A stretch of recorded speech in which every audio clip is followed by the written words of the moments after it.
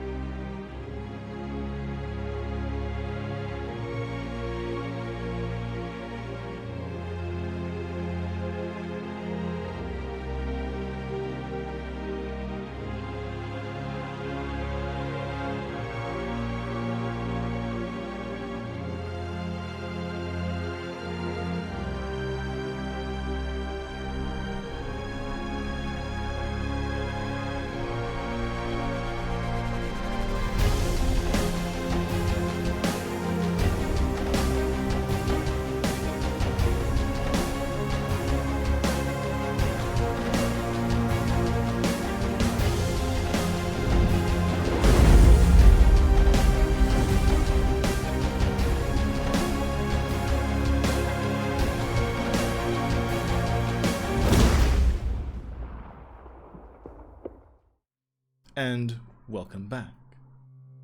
So, before I hand it off to the players, let's do a quick little recap of what happened on the previous episode.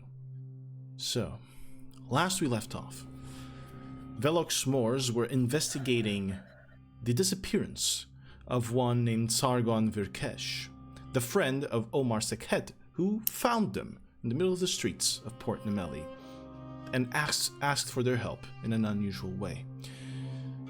They researched Sargon's room in the High Institute of the Shimmering Tower, which is pretty much a university for wizards that want to specialize in the conjuration side of magic. There, Emily found that this man, Sargon, was looking into the murder of his parents, and that said murder happened at the hands of the Embrace. Now, the Embrace didn't mean anything to Embranth, didn't mean anything to Emily, but it did mean something to Vesper. The Embrace were the ones responsible for Arthur's death, or at least perhaps the tool used to kill Arthur, who was a kind man, a mentor, but more like really a grandfather figure, even more than G, to Vesper when she was beginning her journeys. And also the man that she has been seeing, projected in visions all across the city. They decided, well, what better thing than to search for this Embrace? And so, Vesper knew a guy, Shady Steve. And Shady Steve indicated a place where they could possibly find the Embrace. They searched the heart of the city for this organization, and in the meantime, Emily lost a little bit of herself, but perhaps gained a little bit of something else as well. The rest of the group, together, found a statue that could mark the entrance to the Embrace, the Embrace's hideout. The statue of a woman, of a mother, cradling a baby, except this one cradled nothing. And after reading the prayer at the bottom of the statue, an entrance opened, and they went underground beneath Port Nemelli to find the Embrace.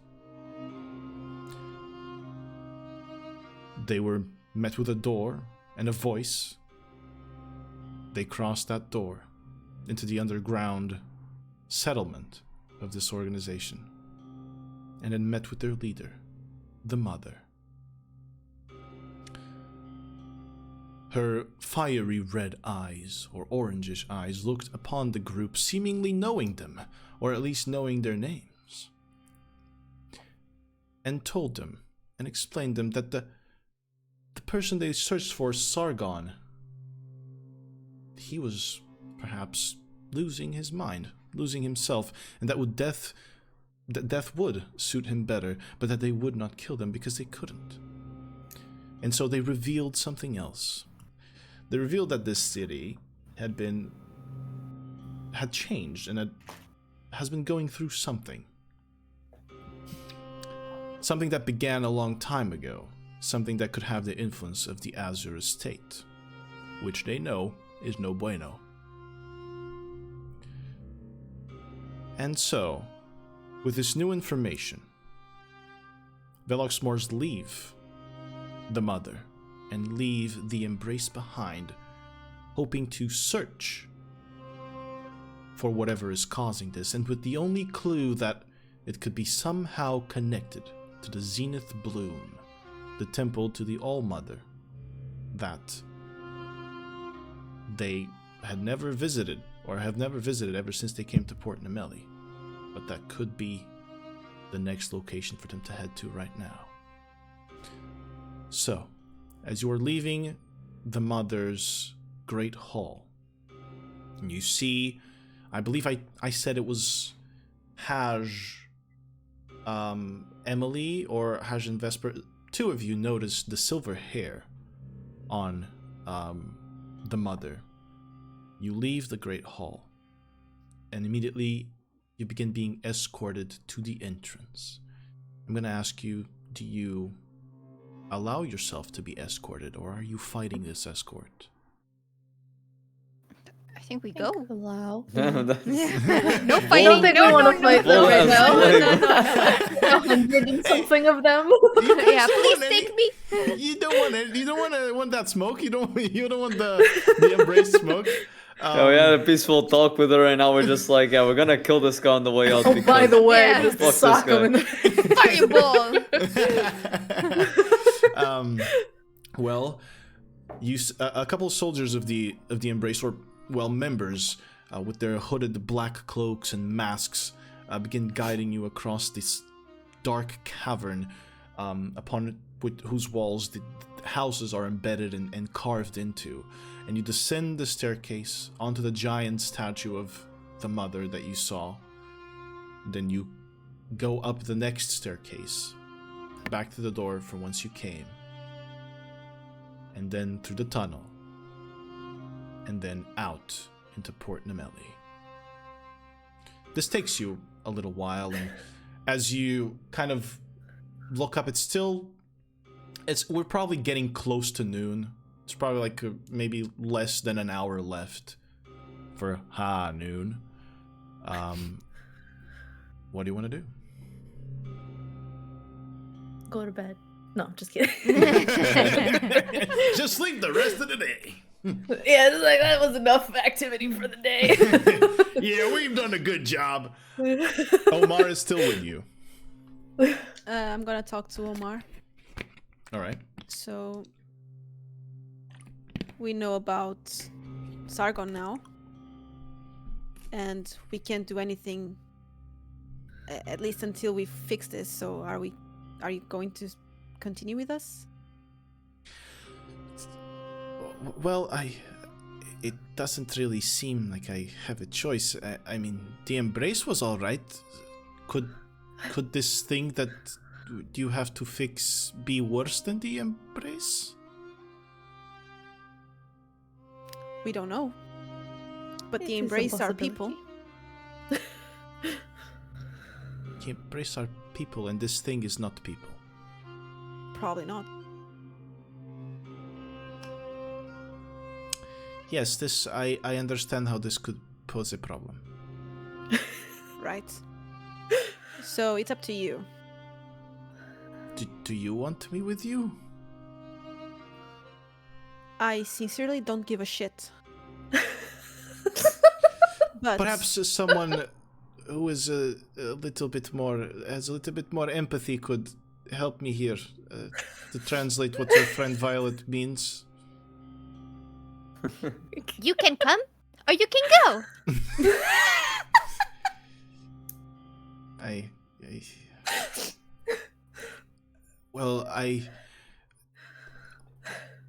Perhaps if I explain what I can do, maybe you will decide if I should go or not. So, as you know, I'm an expert in enchantment magic. This encompasses spells that would change the mind of my targets, or make them think other things, make them think me as a friend, or maybe even control them in a way. But that is only one branch of enchantment magic. I specialize in the enchantment of abilities and the enchantment of items. So instead of using regular spells from regular spell books, what I can do is I can enhance you. I can make your own ability stronger, or maybe even your item stronger, even if momentarily. Can I sense if he has like another reason why he wants so strongly to go with us? Go ahead and roll an insight check. I don't have. I don't have much wisdom, but please. Can I help? 13. You can give her advantage, sure. Let's go Okay. ahead. Go ahead, again. roll again. I'll roll again. Let's go. It's 14 Hey, by it's 1. it Yes. improved. You That really was did steady. help.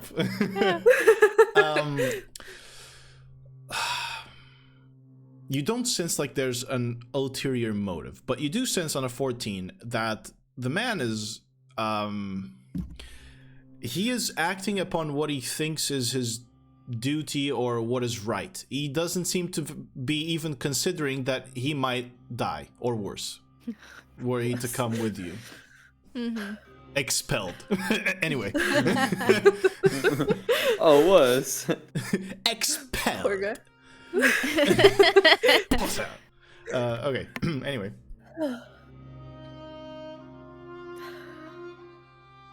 So, do you think I my... believe. Sorry. I Go ahead. believe Violet is more concerned than she might let on about your safety in this matter.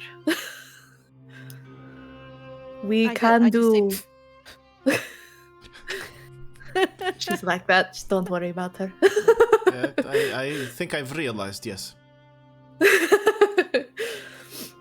However, your abilities may prove useful, especially if we need to interrogate the guards. Right, I can help you with the guards, for sure, if that's part of what you want to investigate. But if I can also leave you with some of my enhancements. And What can you enhance? all right, so for purposes of game mechanics, Yeah. so Open shop. things that he can do. You guys can choose one of your ability scores, and he will enhance the saving throws for that ability score. Meaning he can enhance intelligence, constitution, whatever. by giving it advantage. So you'll have advantage on intelligence saving throws, or constitution saving throws, or dexterity saving throws. So it can give you advantage in the specific abilities saving throws.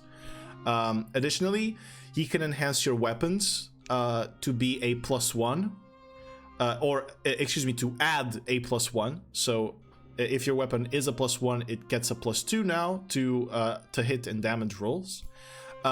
He can enhance your boots so that you can move faster. And he can enhance your armor so that you can have extra AC. Can you enhance my body so I have AC? Because I don't have armor. Well, he can enhance your clothes, sure. Okay, that works. Just curious. And he can do that to each one of us? You can choose what you want from him, yes. It would probably... to do that, he would probably spend a large majority of his power. Making it that if he does this, if he does one for each of you, he probably doesn't have much to offer afterward. Can he, how long would it take for him to do this? It's close to instant. It's a minute to ritual cast these enhancements, these like big enhancements. So these will last you 8 hours. 8 hours. So we can do that and then leave and be safe. Yeah, for example. exactly. If you want, so these are kind of the so that you mechanically you have this. These are like the long-term buff but shorter benefit. If he's in battle, he can give you like a quick burst, but it lasts. It could last like until the end of your next turn or things like that. Whilst in this case, it's like a longer duration but slightly lower effect.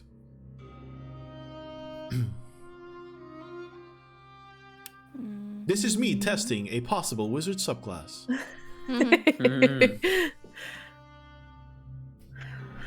What do you think, guys? I would say he comes with us. If he dies, Do you want to do any? I don't think he dies. We can protect. Protect him. We attack, we protect. Do you guys want me to tell you how many hit points he has? Yes. Yeah. He's a wizard, Would that so- help? He has a total of 36 hit points. Hi. He dies with a Can he sneeze. enhance himself?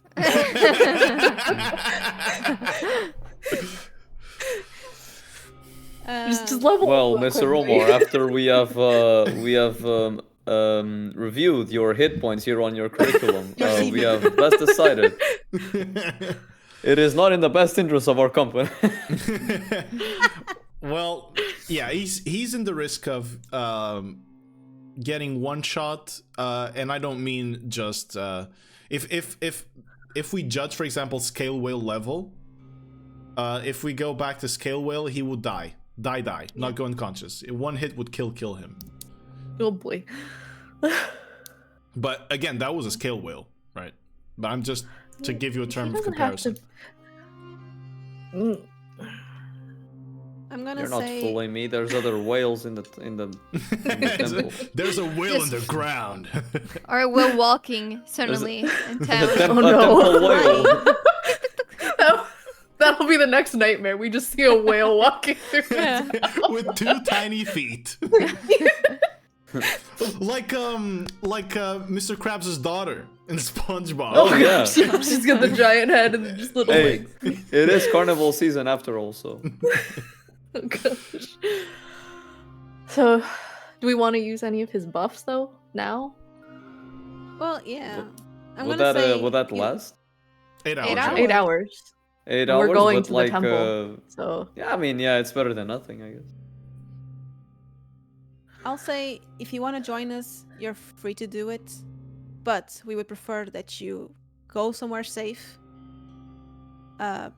Help us any way you can, and when we're done, we're going to tell you what we find. Everybody agree? I think that's fair. I don't want him to die. Yeah, 36 is like a sneeze. He dies. Sadly, I rolled super low for his hit points every single time.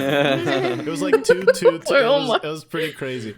Anyway, he answers you, all right, so what is it that you want me to enhance in you?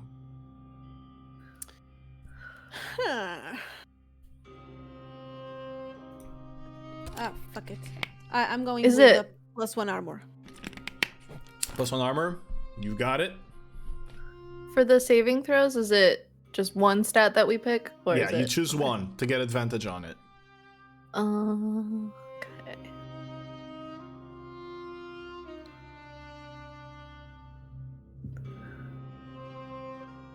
I Yes? want my boots.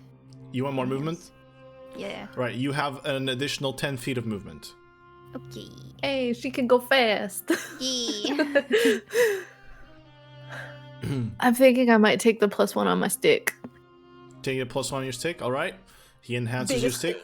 Plus, so now your stick will be +2, I think.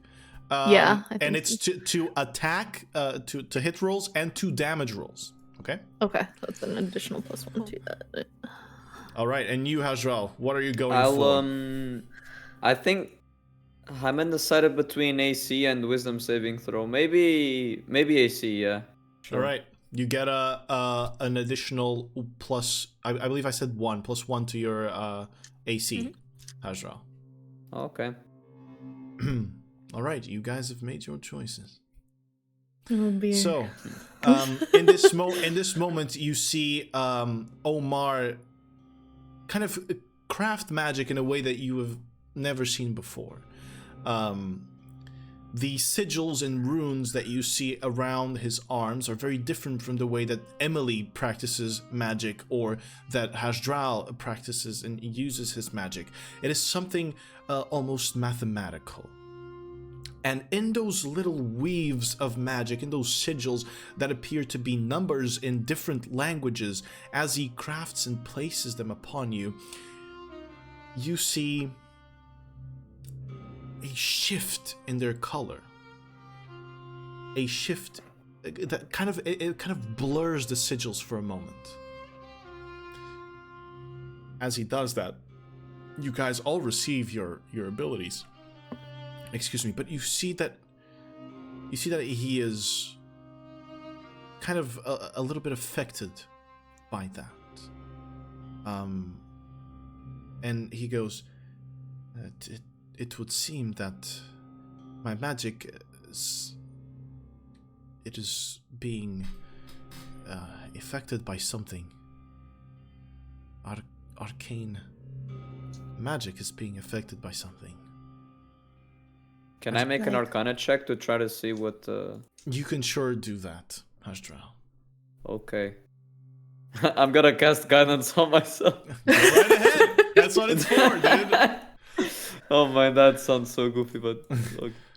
Guide me. Oh shit! Wait, 20. that's a 20. Well, 1d4 from guidance, that's a 22. Okay. Shit. Do I reveal major lore thing or not? Come on, he rolled good. He did roll 22. Dude, He the did 1 roll point 22. would have been a nat 20. Damn.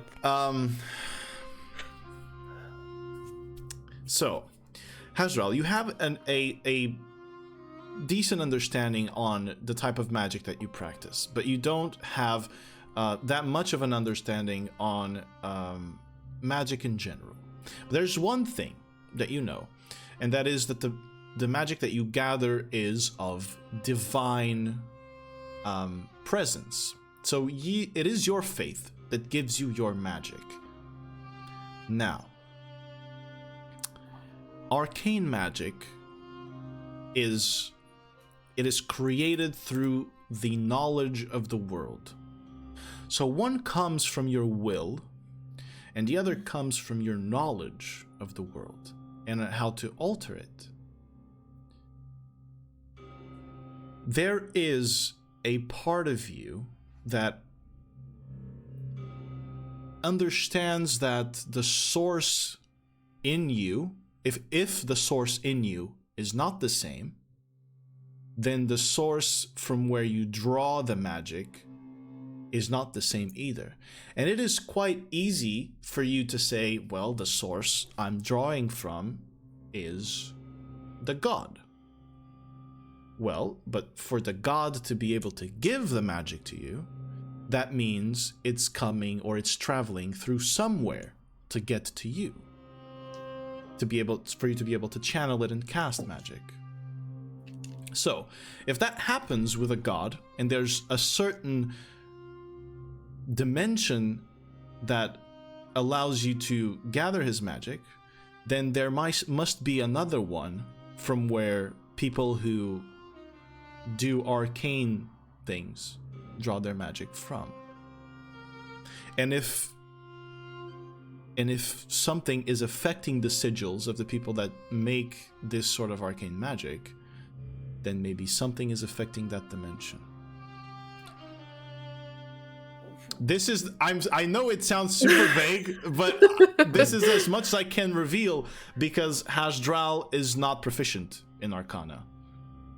So I can't really reveal more than that. This magic is indeed being disturbed, huh? I see.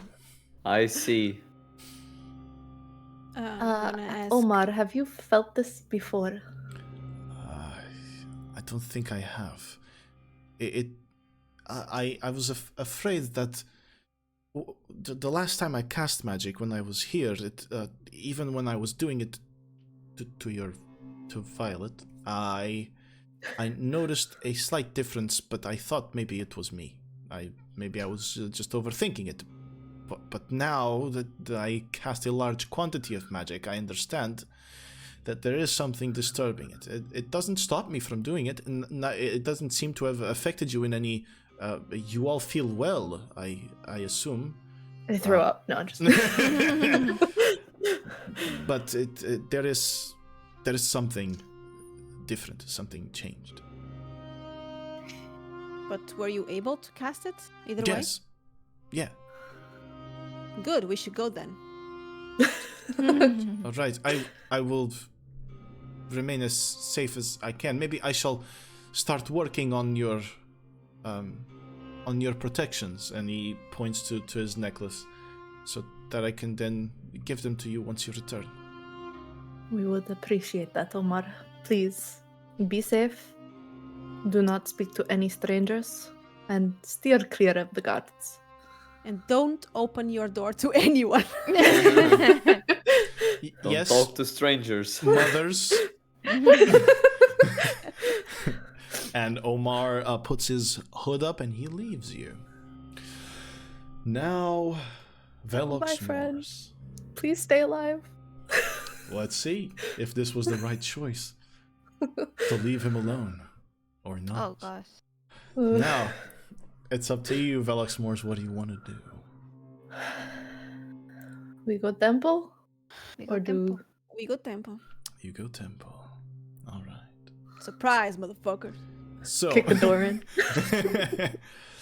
you make your way through the city towards the Zenith Bloom. It's a little ways away from the exact heart of the city where you guys are now. It's located a little bit more to the northwest, but it's still quite central and easily accessible. The street, yeah. DM. Do I sense that people are avoiding it, or do people go there just like a regular church? Right, we're about to find out. We'll see. Oh, okay. Because I'm trying. Okay. Yeah, but you're not so close that you can see people walking there. Oh, okay. Sure. When we reach there, I'll tell you. I promise. I promise you. I will tell you. Okay, I thought I was there already. I thought you were mad that I just didn't tell you. Okay. Anyway. Good boy. Man, So this is what it's... I should give you disadvantage on your next saving throw for that one. But just out of fairness, I'm not going to do that.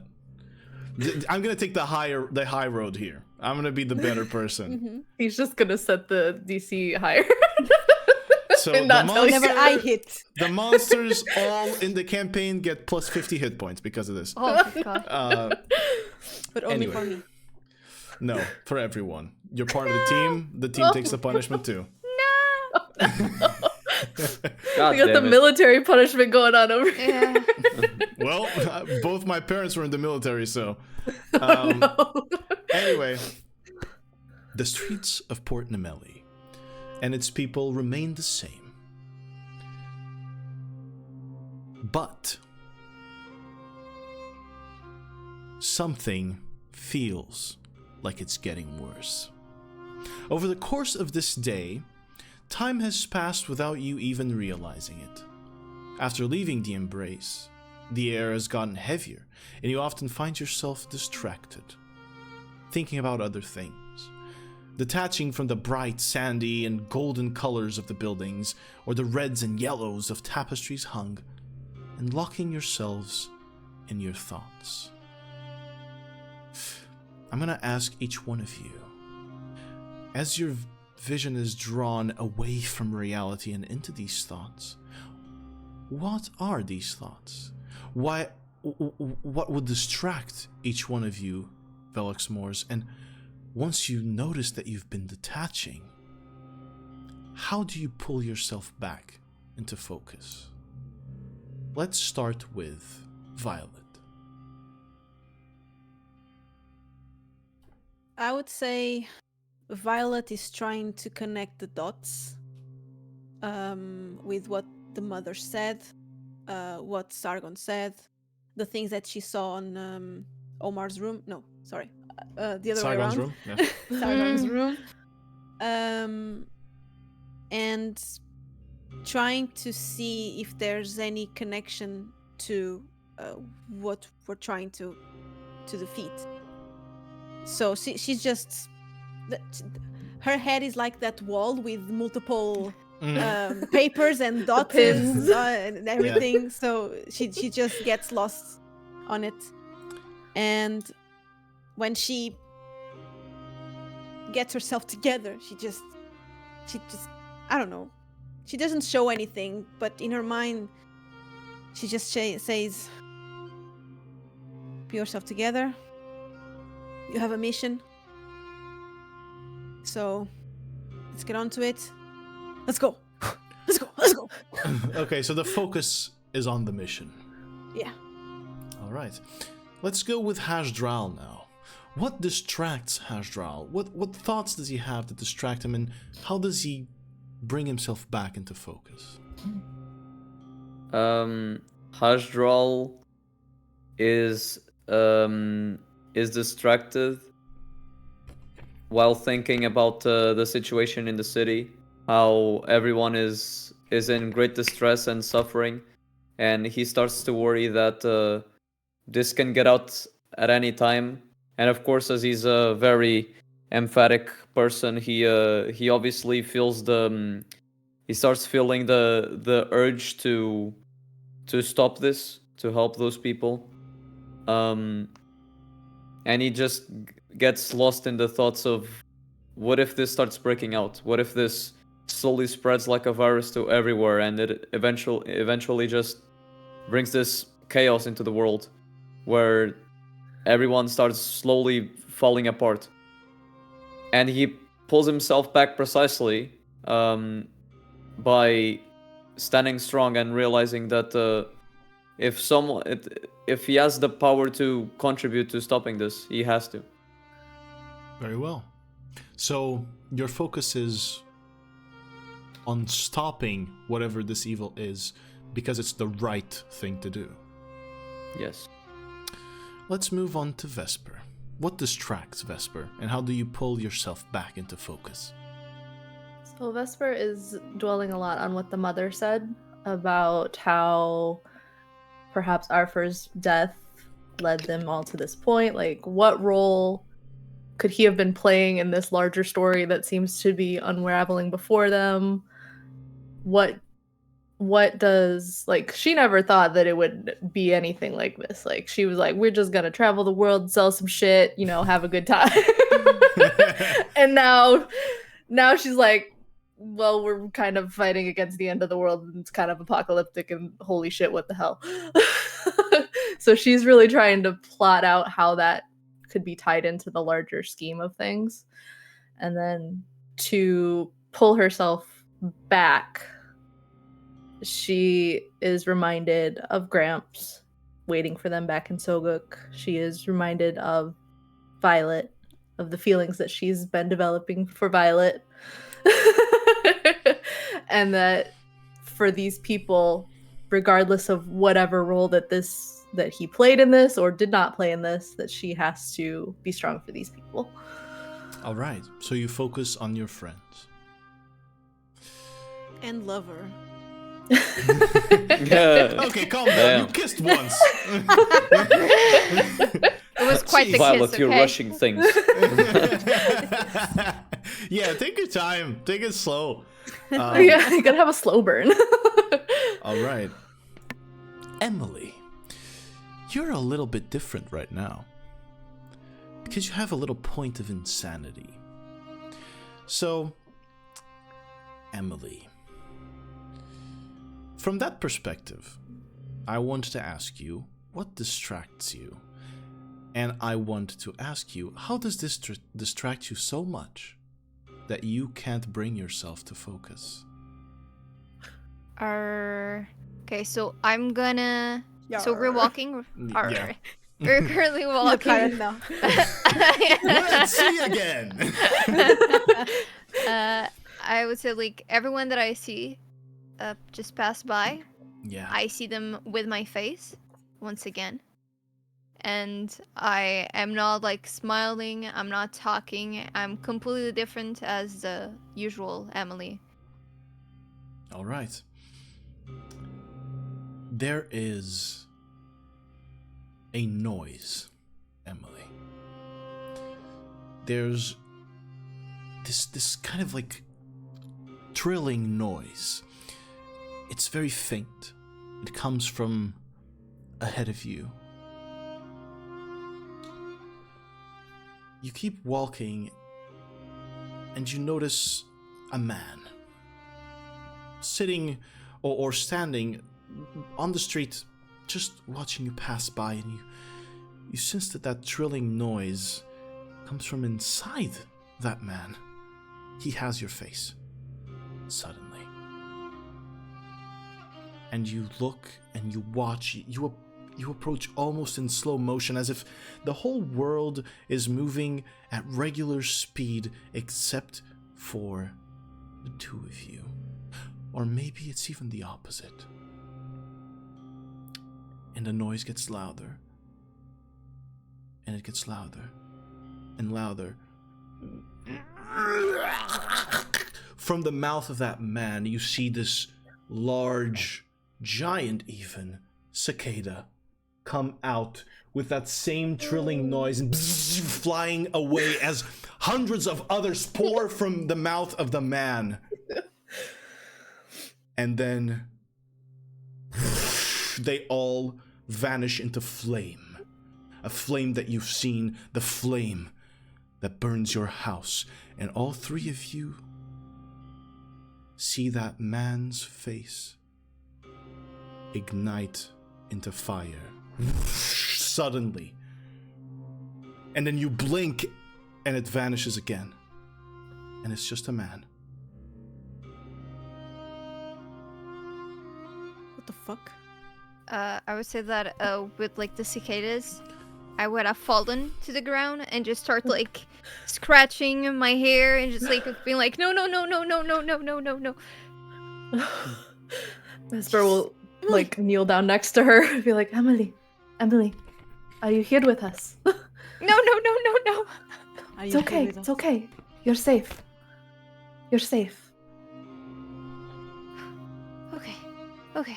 Start breathing slowly. And Don't worry, Emily. And Haj'Draal also kneels down, trying to help Emily up. I'll take the help. All right. So Do you guys know that man? I don't think so. Have you ever seen him? No, he's just the dude. He's just the area. Nothing happened to him, apparently.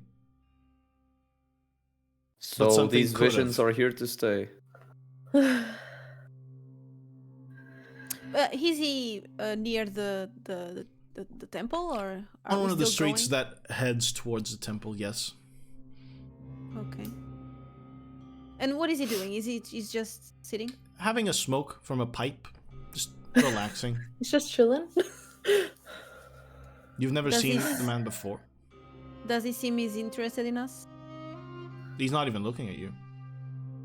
Even after this, he's not looking at you. He seems to be... He has this like heavy bags under his eyes. And he seems to be just more concerned with his own thoughts than anything else. He's just smoking a pipe and just nervously trying his best to relax. You know, when someone is really stressed, but they're trying to force themselves into not being stressed? That's the feeling you get from this guy. I think that's the feeling we get from most people in this city. Correct.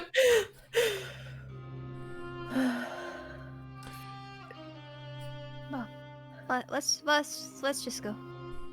Yeah, I Okay. guess. We're here with you, Emily. You're not alone. Mm. You can't help but look back, Emily, at the man with your face. And flashes of that vision of the cicada coming out of it just swarm your mind. But then you right yourself, but you can't really focus. You feel that if you wanted to, what you saw could be reality for everyone else. All right. So, Anyway, the last few moments are somewhat muddled in your minds. The road here to the Zenith is only a strange mush of color in all of your brains. It's what you were thinking that remains the focus of your memories. But now, you're here. People are walking in, Violet. They don't seem to be avoiding it. And you see a stone wall, the color of sand, around 20 feet tall and maybe some 600 feet long from where you are. You stand in front of an open wooden gate that leads into a garden. What do you do? You said there are people coming in, but Yeah. are there people coming out? Yeah, there's a flow of people.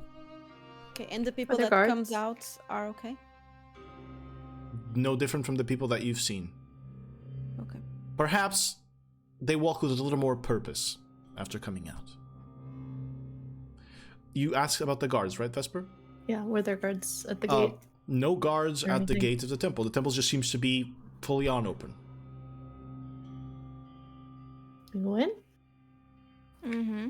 All right. We go in. You walk inside the garden, and the garden feels kind of like a sample of a wild jungle crossed by a single dirt road. There are vibrant greens of palm trees, bushes, and tall grass that surround lakes that flow from one to the other.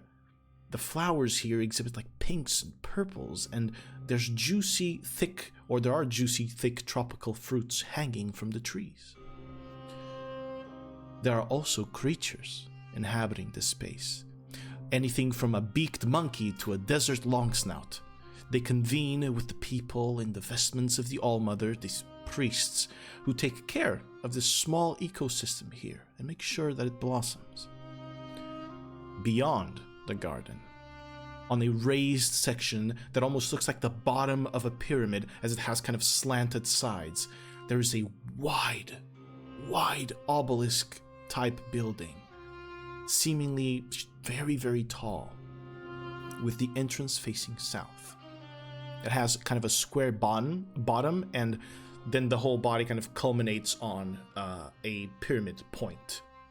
So it's kind of, this structure, kind of like a penis if it wasn't curved. Good description. It's the best I can do for the audience that's listening.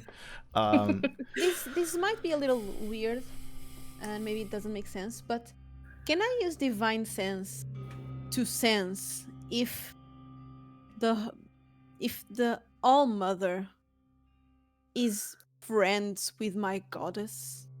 I wouldn't say that you need to use divine sense for that. I would say that you can try to know that a different way.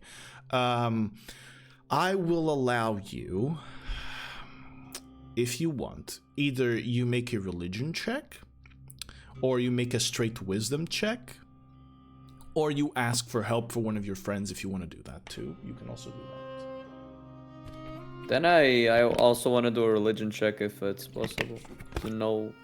For sure, you can do the same thing. I'm not If going there's to any ask relation. for help because it's something that You're Violet thinking. is just thinking All right. on her head. You said religion or straight wisdom is the same. Yes, it's whatever you choose. 11. On an 11, the All Mother. Being friends is kind of it's kind of difficult to tell you that exactly. What did you roll, Haj'Draal? 8. Yeah. So, Violet, not exactly friends, but the pantheon of gods has the ascended gods, of which Haj'Draal is a part of, and the primordial gods, of which the All Mother is a part of. So the All Mother is one of the very first entities that is it's actually a goddess without having to ascend. So she never was a part of the world, let's say. She was always a goddess. Now, in a sense, Haj'Draal is kind of like her daughter, as is everyone in this world. And so that's kind of the level of friendship that you would realize from it. But you'd have to talk to your goddess possibly if you want deep information about that. Okay. I mean, just give her a call or something. Yeah. So Got her phone number. anyway, guys, as you continue walking along this dirt road, you eventually arrive at the bottom of that raised structure. There are many steps ahead of you that lead you to the top of the structure, where the temple would sit, and it looks like it's about a 50-foot climb. Yes, there are a total of 74 steps for you to climb. You going? Mm-hmm. Yes. Yeah. Do I feel uneased? Yes, but you have been in Port Namelli. No. Like with the All Mother and... Oh, with her here? No, you don't. Ah, okay. I mean, you feel unease. It's difficult to tell you the origin of it, but you feel uneasy. Okay. So, when you reach the top and look at the ground here of this kind of raised platform, you see beautiful designs. They're drawn and carved on it. There's an orangish sun at the very center bursting out with golden rays, and at the end of the rays there are creatures and plants and flowers of different colors and sizes depicted in kind of a very simplistic art style that relies on carving portions to add a little bit of flavor, making certain things just pop out. The coloring is vibrant and strong, seemingly not worn out by the constant exposure to the sun here. On the left side of the platform, so as you arrive upwards on the left side of the platform, you see a smaller building. Doesn't seem like to be too different from the buildings that you encounter in the city, like homesteads and such. It looks like a building used to house people. But then, on the far edge in front of you, with the entrance facing south, you see the obelisk. You see the temple proper, and you see people beginning to flood into it right now. From the outside, it has slits for windows, and you see now the top of the obelisk is golden, just completely covered in gold. And then the gold cascades down the obelisk in kind of rays of sunlight as well. What do you do? That You looks see anybody expensive. going to the little house? There's no one going to the little house right now, but there are a few priests exiting that little house and going flooding inside the temple. There seems to be an influx of people right now going to the temple. Go with the crowd? Mm-hmm. I'd say so. You would go with the crowd, would you? Blending in? Let's see if that's the right choice. Are the people real? Can I poke? Just walking by jabbing them. We're You can roll traumatized. a perception check for me, and if you want to blend in, I would like the entire group to roll a deception check for me. Oh shit. perception. Deception 20. 20. For perception, I rolled a 7, so Okay. 11 for for the I- deception. I cast guidance on my. Go right ahead. Okay.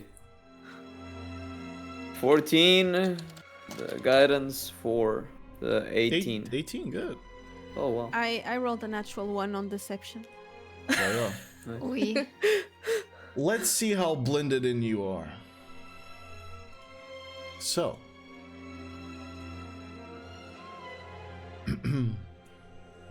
As you walk inside the temple, you come upon an almost breathtaking view. At the very center of the temple, there's an altar, it too on a raised platform, and around it, there's a pool of water surrounded by bushes with berries and flowers, and even small trees. The water seems to be flowing from that central altar, which is raised at the top of a stone structure that almost kind of is a small representation of a waterfall, with then the altar basin at the top. There are people around you, they seem real, filling in the space, looking at that altar as what you witness is a ritual. The sun's light comes in through slits at the top of the obelisk and is then divided into 4 singular sun rays. They cross once almost at the top, then bounce on mirrors on the walls and cross again at the middle, then bounce again on the mirrors and finally meet right at the altar. 4 singular sun rays. There, you witness a small green bud blossom into a beautiful long-petaled flower, white and then red at its tips, growing faster than it should be possible. The people witness it for a few minutes as an old lady with tan skin. Oh god, I had the deepest burp, I'm so sorry. As an old lady with tan skin that almost looks leathery and bright blue eyes steps up to it and collects the flower. She wears the white and yellow colors of the giving sun of the All-Mother. She also wears a golden crown that sprouts in sun rays, and more of those golden rays are also in her vestments. She raises the flower high as everyone lowers their head. What do you do? Let's do the same. Yes. Same. But like still kind of like peeking out. Oh, you're doing the like, kid that's... I'm doing the when you ground the kid, but then he's like... He's just trying to peek. Yeah. I want to still see, but I'm like pretending. Yeah. Does the lady seems like the rest? Like, does she seems tired? No. Is she the only one? Right now, that you can see with your 7 perception, yes. So you all mimic it, then. Mhm. Yes. Very well. It's adjusting something?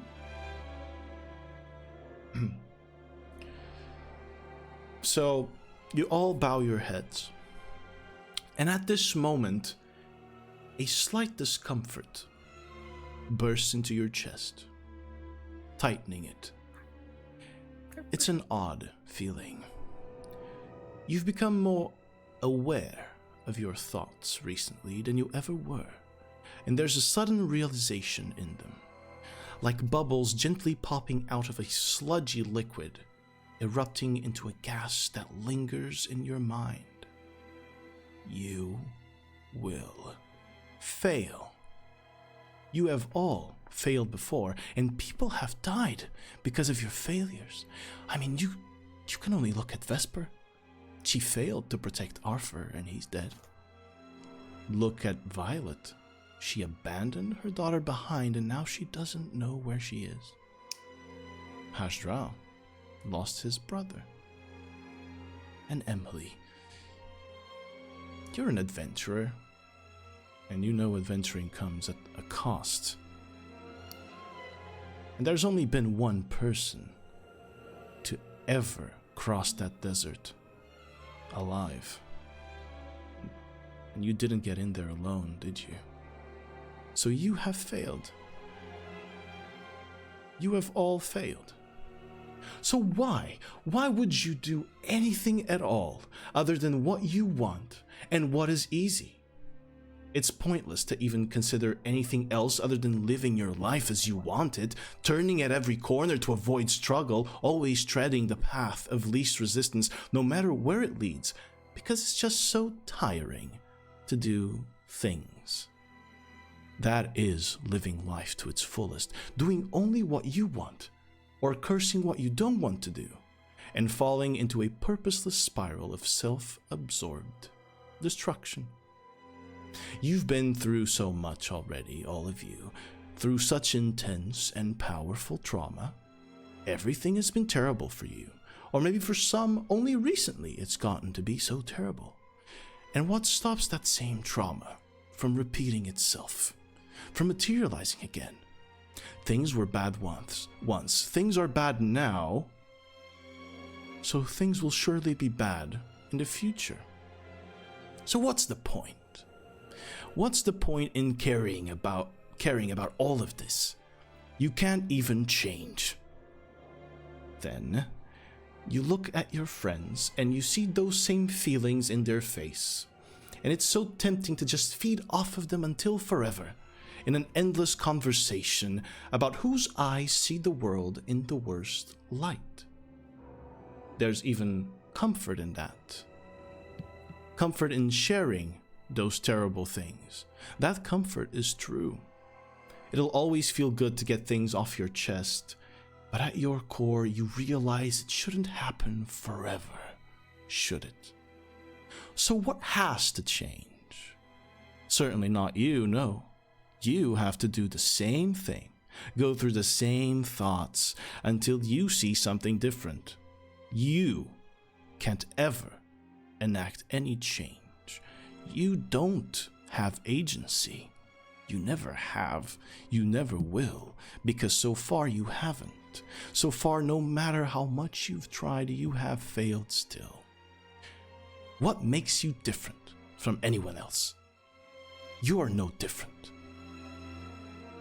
And so, in this moment, Velox Mors, I want to ask you, when things are seemingly doomed, when sudden visions of a not-so-distant insanity that drives you down the void, forcing you to remember all the bad things you lived, come upon you, where do you find your heart?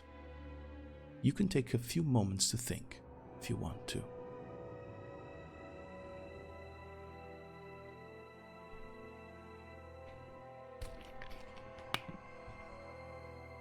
I think like my heart would be in the happiness that music brings to people and brings them together.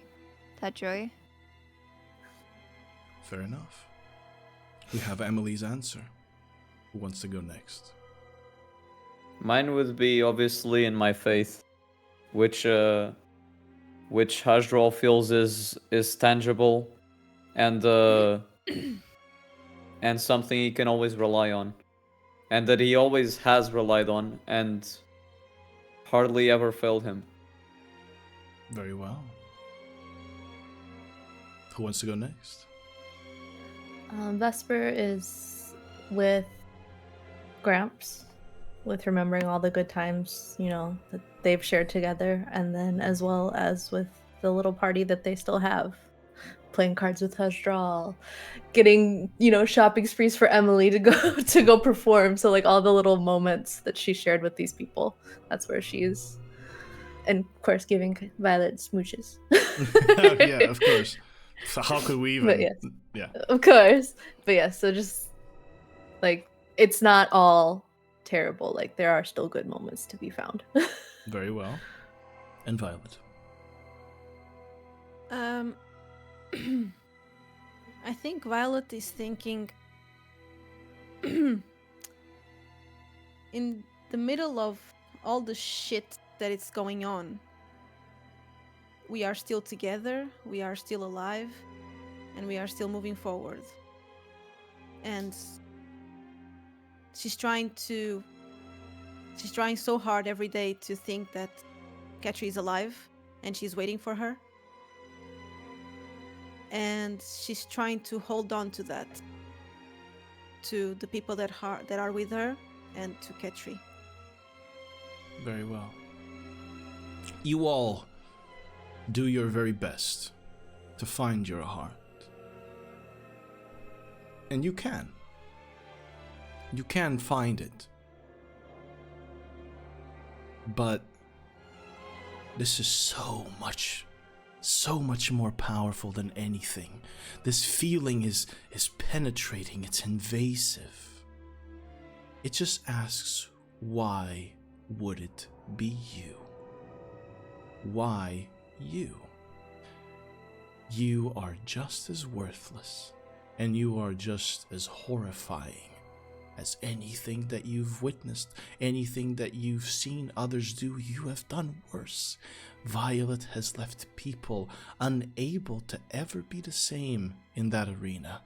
She has broken arms and legs, maybe even damaged people's brains. I mean, Haj'Draal has defeated pirates at sea, left them with nothing, and who knows who they had waiting at home. Vesper tortured that assassin, killed him. What if he was doing that to protect his own family, or for some higher purpose that Vesper doesn't understand? And then you, Emily, your songs, they used to be just so beautiful, but now you use them to break people. You use your magic to kill them, and you have killed people and other creatures. What are you really capable of, Velox Mors? And what would it take for you to turn your sights from all that is good to all that is real? You are shaken off from this haze. There's a slight dizziness after you manage to break it, and you notice that the ritual is over, that the people have left, and that the old lady you saw stands in front of you now. Excuse me, are you all right?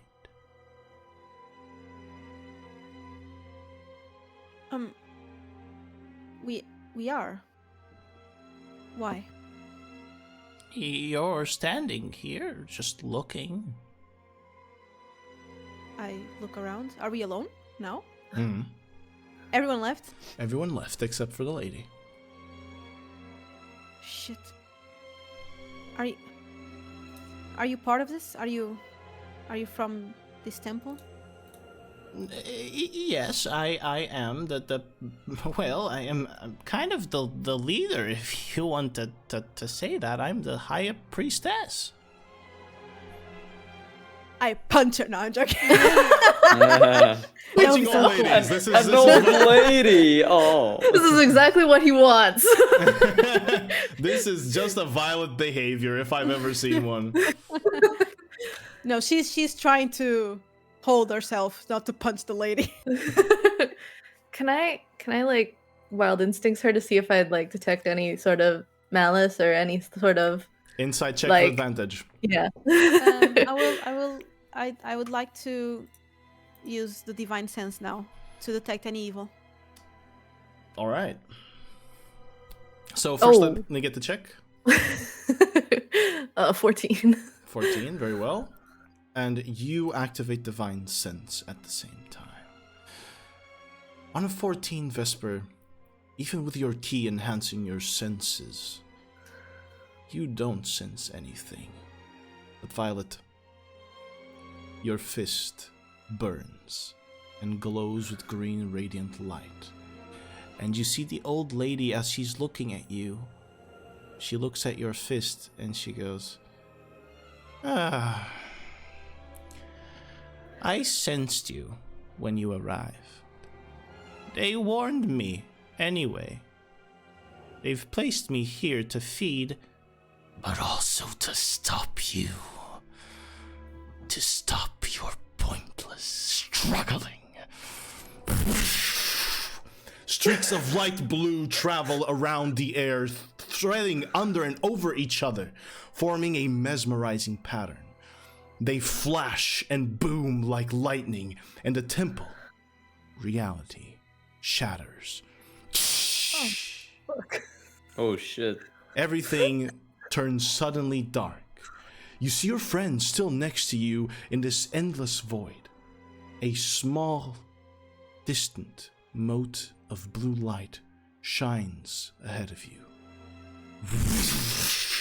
More streaks of blue light burst out of this mote, forming that same pattern, forming that same weave, as it shatters once again and reveals a different place. You stand beneath the ground, on broken temple floor, with the stone remains of statues on the ground. Ahead of you, a pale blue light shines. No, it pulses as you see a strange flesh construct.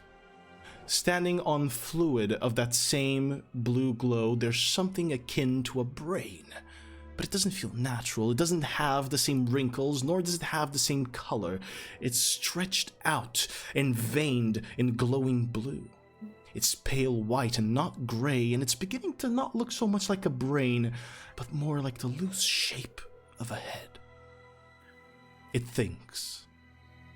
You sense its thoughts pulsing with each wave as well, and with each of those waves you sense your own mind smaller and smaller. Linked to it, there are currently 5 translucent flesh pods, and you can see people struggling inside them.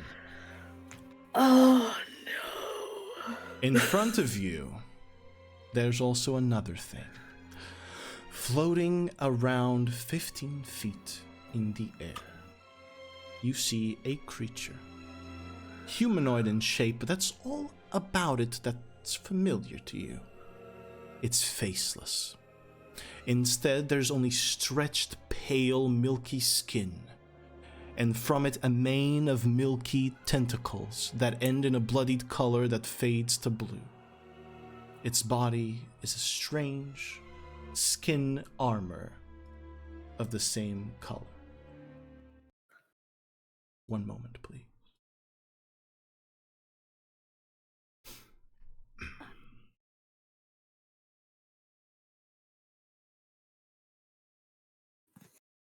It speaks to you.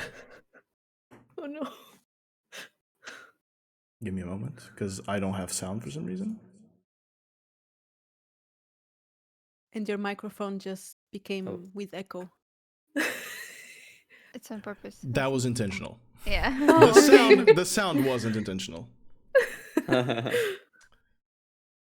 Watch Together isn't playing if... okay. There it goes. Can you not see that life doesn't deserve to live? Can't you see that death isn't a true ending? It only flows into an endless cycle of suffering. You've made me, you've made my master, you hold that power. You are creators, and yet you've created a horror such as me. Your minds are the purest form of evil. Hypocrites, that's all you are. Now die, and let hope die with you. Oh shit. Roll initiative.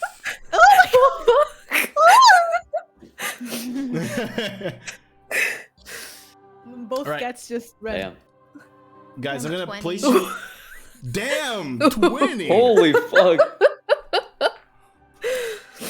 Yike. Okay. We'll go through initiative in a second, but first I've placed you in the map. I would like you guys to organize yourselves into the formation you guys would be in. Let me This switch is to the low. map here. I can't. There we go. Okay. Can you guys can move, you guys can see, you guys can do everything. Yes. All right, good. Yes. So, first of all, let me loop here the song from the best Souls game of all time What? that I have playing. It's a meme, you know that I don't think that. Game of the year every year. Dark Souls 2. All right, so there's a few things that I wanted to clarify for you guys. As you guys see in front of you, there are 5 flesh pods that have people inside, and the people seem to be struggling. Now, if you want to figure out for how long they will be struggling in order to die, you have to do that by yourselves. I can't tell you that information by default. That is going to take a check. So, another thing. As you look in front of this creature, of this floating kind of... there's no other word other than aberration for you. There are 4 things, 4 shadows in the ground. And then they flash and glow in pale blue light. And one of those takes the shape of Arthur. Oh shit, no. Then another of those takes the shape of your brother, Haj'Draal. And then another one of those takes the shape of Emily's mother. And the other of Ketri. And when they take these different shapes, you blink your eyes and then they're all the same shape for you. For Violet, they're all Ketri. For Emily, all their mother. For Haj'Draal, their brother. And for Vesper, Arthur. Let's go down initiative order. So, I see 20 is the highest from Emily.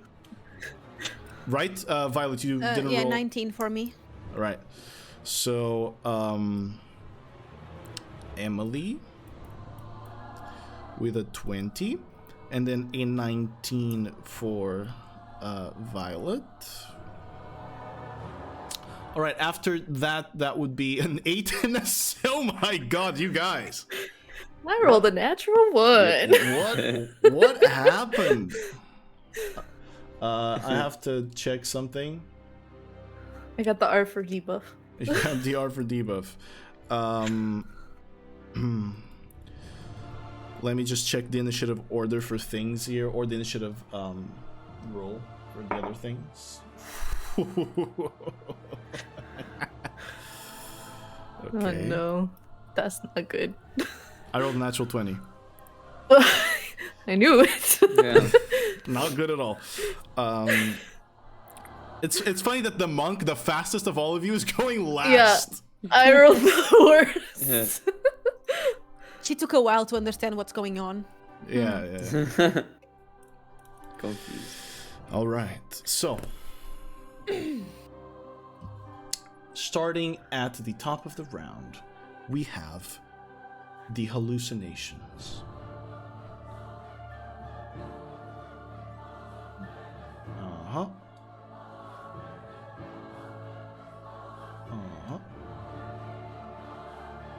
This one's gonna move here. This one's gonna move here. Give me just another moment, please. I need to confirm something. Okay. So, you see first running, Violet, running straight at you, Ketri, without any eyes, bleeding this dark ooze from them, just running at you in this strange movements, trying to reach for you, and then just to your side, Ketri runs at Vesper, and you, Vesper, see Arthur almost snarling, almost this strange version of him that feels like him, but feels like him in the sense that it reminds you of how you failed him. He bears the marks on his throat of where he was, well, killed, or of how he was killed. He was choked. And then you stare at the being, all of you. And as you can see the creature, and you can... I'm gonna need you to roll a wisdom saving throw for me. All of us? All of you. 25. Elvis? Oh Natural shit. 20. Whoa! Oh my god. Let's go! I rolled an 8, but I'm gonna use Indomitable. Indomitable, very well. I got an 11. I got a 6. All right, Vesper and Violet, you both failed. Right now, you are considered frightened of the creature, the big creature. The one in the middle. Yeah. While you are under this effect, you also suffer 1d6 psychic damage at the start of your turn. So, I'm just saying this so that you guys can help me remind you of that. You can repeat your saving throw at the end of each of your turns, which means at the end of your next turn you can already repeat it. But for now, you are frightened, meaning that you have disadvantage on ability checks and attack rolls, while the source of your fear is within sight, and you can't move close to it. Alright, so now these two hallucinations, one of them is going to make an attack on Vesper, the other one on Violet. Attack on Vesper is a whopping 11, which means I believe it misses. Second attack, that is a still a a 19 for Vesper. Just hits. Misses. No, for sorry. Vesper. Misses with misses, 19. yeah. Oh yeah, because you have 20 with the Yeah, bracers now. I got the bracers. So you see Arthur running at you, and then he tries to claw at you, to strike you, to hold you, and you still instinctually dodge it, although your eyes just can't leave that creature, and it makes you feel so small. But you still nonetheless dodge both of the attacks. 2 against Violet. First one is 22. Yeah. So that one's gonna hit. And the other one is a 18. Misses. Alright, so 22 hits. You are going to take... Oof, that's max. 11 points of psychic damage. As Ketri socks you, just punches you, just as you taught her, right in your jaw. And you feel that pain, not in your jaw, but inside you. My friends, any creature standing within 10 feet of a hallucination subtracts 1d4 from your attack rolls or from attack rolls and saving throws. As you sense now that these beings, these people that you love, they're going to end up like this. Even in death, they will end up like this. The other 2 hallucinations are going to move closer. They're going to dash. Excuse me. Going to dash over here and over here. As Emily, you see your mother burning and running up to you, and Haj'Draal, your brother, covered in barnacles, but with no eyes still, running at you as well. He ran at all of these people. All of them are your brother. And that comes to the end of the hallucinations and brings us to Emily's turn. I'm gonna cast Shatter 4th level at the 2 bottom. 2 bottom hallucinations. ones. Yeah. All right, go right ahead and do that for me. I'm gonna roll the con saving throw. Okay. So one of them rolled a 20 Okay. on their saving throw. The other one rolled a 16. Okay, 16 fails. All right, so that takes full damage. The other guy just takes half damage, right? Mm-hmm. So let me see here. Let me take a look. How much damage was that? 22. Ooh, sheesh. All right, so 22 points of damage. On that one, and the other one takes 11. So that is... All right. Emily, I'm going to ask you, as you see the face of your mother burning, what makes you throw this shattering boom at them? How do you manage to get past this? My mother was not as ugly. All right, and you play the chord in your lute, and you blow up the ground in that direction, and you as you have to aim it kind of behind them, you see them shake with you, and one of them, the one who failed, the arm shoots out, broken from its socket, and you see your mother. Emily, how could you have done this to me? Why? I need you to make a wisdom saving throw. So do all of us see something different? Yes. With a 3, Emily, you take 1d6 psychic damage for 4 points of psychic damage. 4. Okay. Right now. All right. So, Emily, anything else you want to do your turn? You want to move? Yeah, no, move, I don't think so, no. But, I wanna inspire... I wanna inspire... Vesper? Yeah. Inspire Vesper. What words of inspiration do you throw to her in this moment? I won't give any words, but I'm like, she's on my back currently, and so I touch. It's like a hug, but like in the back. Reverse hug. We got this. Like we got this. All right. And magic fills your lungs for that moment, Vesper, and you are inspired. Do not forget that. That might be useful. All right, so Emily. 1d10? 1d10. Yes. 1d10. Okay, thank you. You stay there, right, Emily? I say. All right. Now we come upon the Lair Action. Oh, I don't like that. And just give me one moment.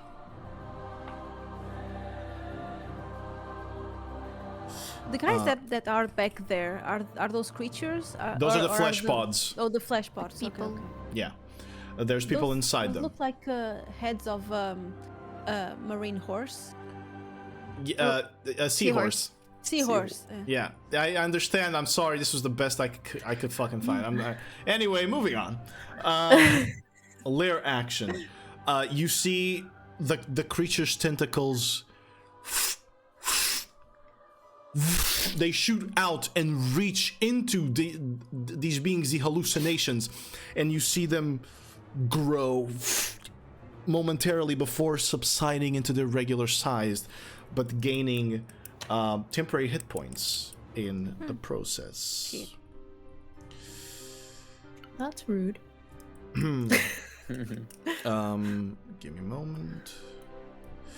All right, that was the Lair Action. And after the Lair Action comes Violet's turn. Okay, I'll be right back. Okay. Yes. Well, I'm seeing a lot of catchphrase around me, so Yeah. I'll just try to focus and think that these are evil. I look at Vesper, and she's probably scared, I guess. Yeah. Yeah, And you both are being frightened. being hit by a catchery as well. So I'll say, "Fuck, I'm sorry," and I try to punch the one that is in front of me Gotta roll an with attack. an impact strike. All right, roll your attack at disadvantage and with a minus D4 to it. Do this. I'm so sorry. I'm really No, not. you're not. Yeah, Nick read into me instantly. So wait. So okay. So okay. 18. 18 still hits. Go ahead and Okay, roll okay. damage with the impact Cool. strike. Okay, cool. Okay. 1d8, 1d6, plus 5, plus 1d10. Okay. Sorry. 15 damage. And the thing just goes back 5 feet. All right, 15 points of damage, and you punch this you punch Ketri square in the face, and she kicks back and moves 5 feet back, like straight. Yeah. And you see her broken nose, and she looks at you. Mom, why would you do that? I need you to Not roll you. a wisdom saving throw It's not you. at disadvantage with a minus D4. Oh my god.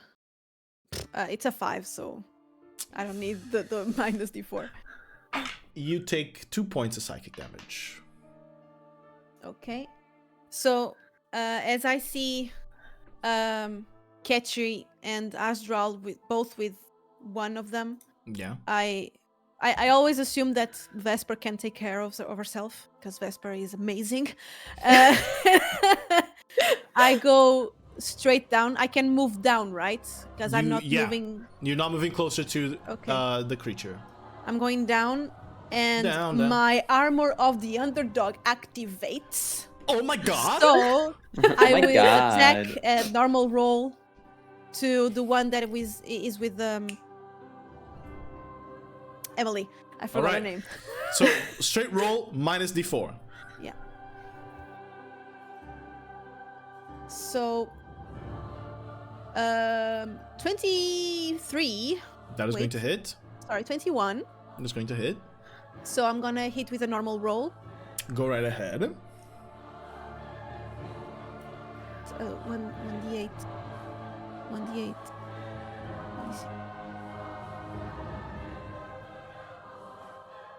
14. 14 points of damage. You hit Ketri where? Right in the stomach. You hit her in the stomach and she pukes in front of you. Mom, it's me. It's not you. It's not you. It's not you. It's not you. I need another wisdom saving throw at disadvantage, minus a d4.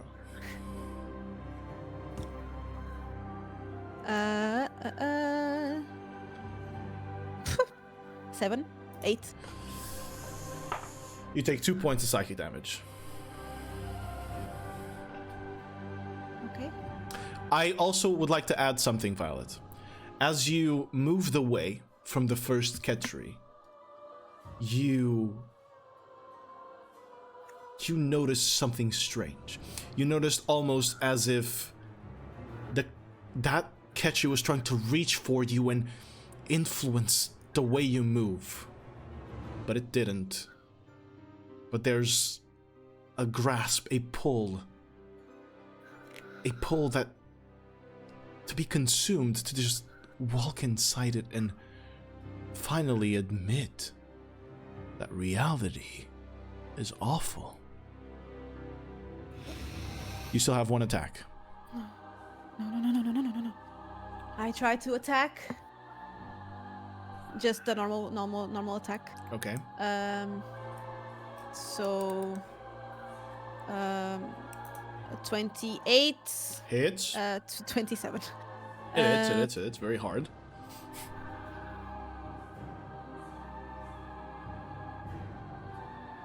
Uh, 9. 9 points of damage. You strike the creature with a booming right hand and it vanishes.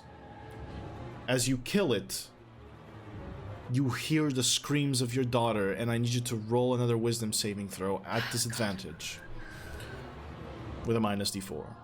Natural 1. So negative. Doesn't get lower than that. You take 4 points of psychic damage, but this creature is eliminated for now. For now. Hello, I am Onion, your friendly neighborhood dungeon master that loves to How dare. terrorize you. Anything else, Violet? No. Are you sure? I'll just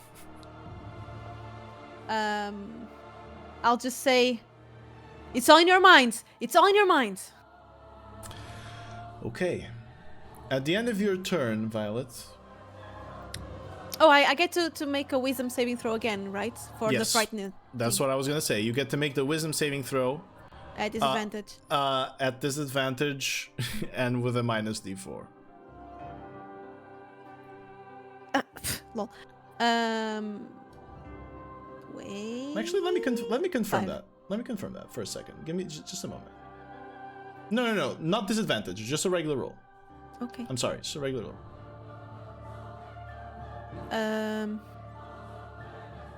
15. 15 is not enough. You are still frightened. All right. So it's the creature's turn.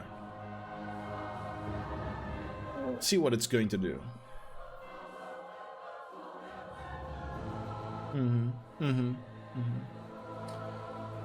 The creature is going to look at Emily. And it goes, you. He made me see you. He told me about you. You have the song. And it is going to throw 2 psychic beams at you. No, don't look. So, psychic beam number 1 is a 24 to hit. Aye, of course. And this... And the other one is a 19 to hit. Yeah. All right. Yeah. You take... I'm gonna need a moment here. Sorry, because this is a few dice. Jesus.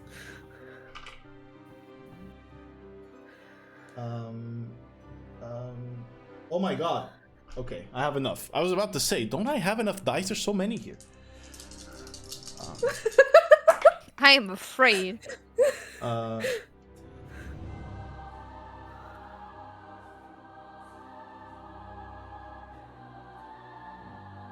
You take 26 points of psychic damage. Wait. Is that over? Or Yeah. that's 26 points of psychic damage as it focuses on you and you see its mind push into you, and as this blue eye opens at the center of this creature's forehead, it flares in your direction, and these mental pushes strike you and hit you in both shoulders. So, I'm gonna use my inspired yelp. I'm Oh. gonna go aye. And Tom and Jerry as I'll roll one of my bardic inspiration Dice, yeah. dice to reduce the damage. So roll 1d10. 4. Very So, well. Reduce damage by 4. By 4. Nice. All right. But it's not over. Ah. You see the creature then... And you cleric of peace, witness reality. And he's going to use his witness reality ability. I'm going to need you to roll an intelligence saving throw, Haj'Draal. intelligence saving throw. Yes. 20. Oh shit, not 20. Okay, Natural 21. 20. Oh Nice. shit. You see the creature try to reach into your mind, try to pressure it, try to almost blow it up from the inside, cage it. What in this moment, what do you think of? What shakes you off of this? What shakes me out of this? Well, I'd say my resolve. Like, I can't let myself be broken. I have need to help my friends. All right, very well. And that is enough. The thought of your friends, the focus on your faith, shatters this creature's attempt to reach into your mind. Very well. It's going to end its turn as it is relatively unthreatened at this moment, which brings us to your turn, Haj'Draal. My turn.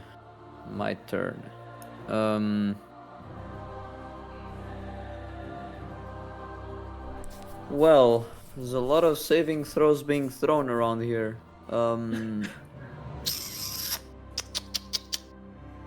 I will...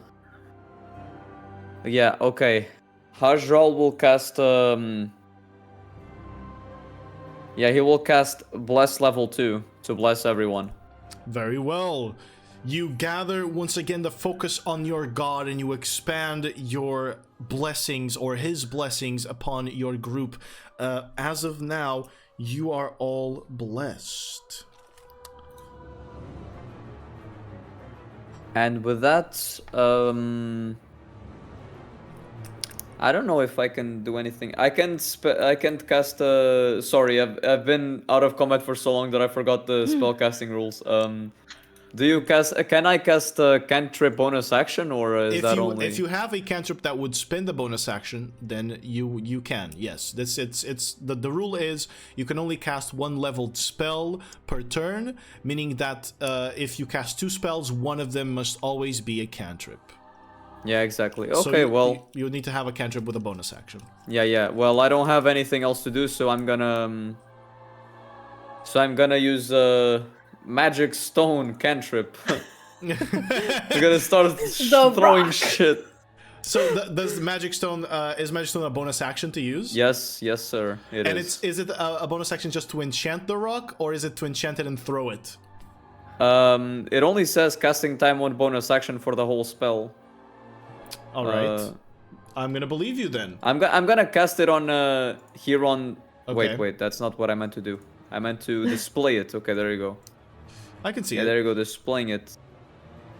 From what I've read diagonally, nothing points to like So you can touch 1 to 3 to imbue them with magic, but then you or someone else has to make a ranged or spell attack with one of the pebbles. So you have to actually grab them and throw them. So right now, with that bonus action, you can at least enchant 3 little rocks in front of you to use as ammunition. wow. Afterward. Yeah. I mean, sure. Okay, I'll Why do that. not, right? Yeah. Some rocks in my. After I pray to my god, I just like, boom, my hand in my pocket, start enchanting that shit. All right, you enchant those pebbles, Haj'Draal. Do you move at all, or are you staying? I will strategically position myself behind this good sir over here. if Very possible. well. You move behind your brother. And now, at the end of your turn, Vesper, it is yours. It's my turn. I will Stillness of Mind to end the frighten. Oh, It'll be Emily. Yeah, Emily's Just hug. boom. It was. Yeah. All right, sure enough. Yeah, is it an action? It's an action, yeah. All right, then please And it do does not describe cost- to me how that happens. So she's staring at Arthur with his eyes missing, and then she feels Emily's arms kind of behind her, give her a little hug, and she's like, "No, this is not real. This is not him." And then she just focus, like eyes narrow, like we're in fight mode. All right. And suddenly the fear that clung onto your mind, the very roots of your brain vanishes. And you have your courage, you have your heart back. So that was your action. Anything else you want to do? For my bonus action, I will spend 2 key points to sharpen the blade. Oh, you haven't used this much, so describe to me how you're Yes. sharpening your staff. Sharpening. So she pulls it out from her back, and she's holding it in one hand in front of her and just kind of like moves her hand along the edge. Like Like, Souls, we're Souls good. game Yeah, buff exactly, style? like when you imbue it like with the fire Yeah. paper, the Bloodborne or something, you know, that kind of yeah. shit. That's sick. All right, you pass your key onto your staff, and it is now sharpened. Although it's not. Yes. It should be blunting the staff for you. Blunting the staff, that's the new name. All right, Vesper, are you moving at all? Yes. She will try to move past the Arthur. All right. To actually no, I will change. I will stay here protecting Emily Very well. from this Arthur. I changed my mind. Okay. All right. So, Vesper, at the end of your turn, the creature is going to use one of its legendary actions to cast Witness Reality again. And it is going to target Haj'Draal once more with it. So as the creature looks at you with that glowing blue eye in its forehead, I need you, Haj'Draal, to make an intelligence saving throw. Do not forget you are blessed, so you can add a d4 to it. Yes, sir. So 13 with a 1d4, 16. 16 is a failure. So, I'm going to tell you what happens in a moment. I need to roll I'm this. getting dumb. Haj'Draal, the presence of your brother there, seeing him, seeing Emily just get hit, and that fear that you can't mend it, you can't help her, that she'll die, that your friends will die, and it's your responsibility because you have the healing abilities here. It's you. It's all just so powerful, and the pressure is so great on your mind. You are knocked prone. And you will continue to be knocked prone every time you move more than 5 feet. Oh, shit. Oh. All right. What? You get to repeat this saving throw at the end of each of your turns. But if you fail this for 5 consecutive turns, something else will happen. Oh, that doesn't sound good. All right. 5 consecutive of your turns, of course. I'm talking about. Okay, so... Oh, the map just disappeared. All right, so... Back to the top of the round. It's the Hallucinations' turn. So this one is going to move here. Vesper. Arthur looks at you, and he just extends his hands to you. And he says, "My Vesper, I haven't seen you in so long. Please, just come to me. Just come to me." And I need you to make a wisdom saving throw. Like...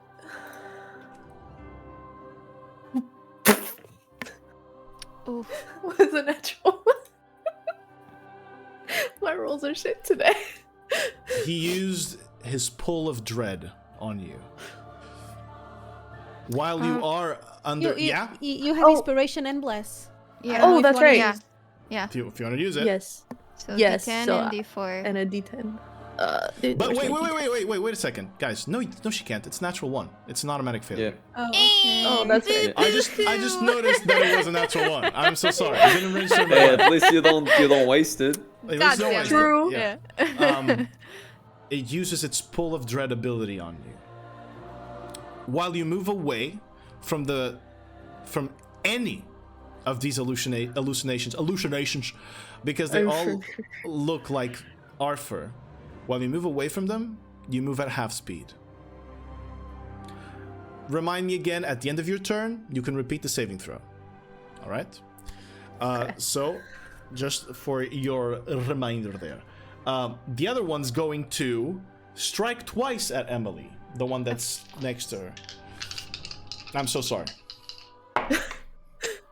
That was pretty bad. So 17 on one of the attacks. Yeah. And then that's a 16 on the other.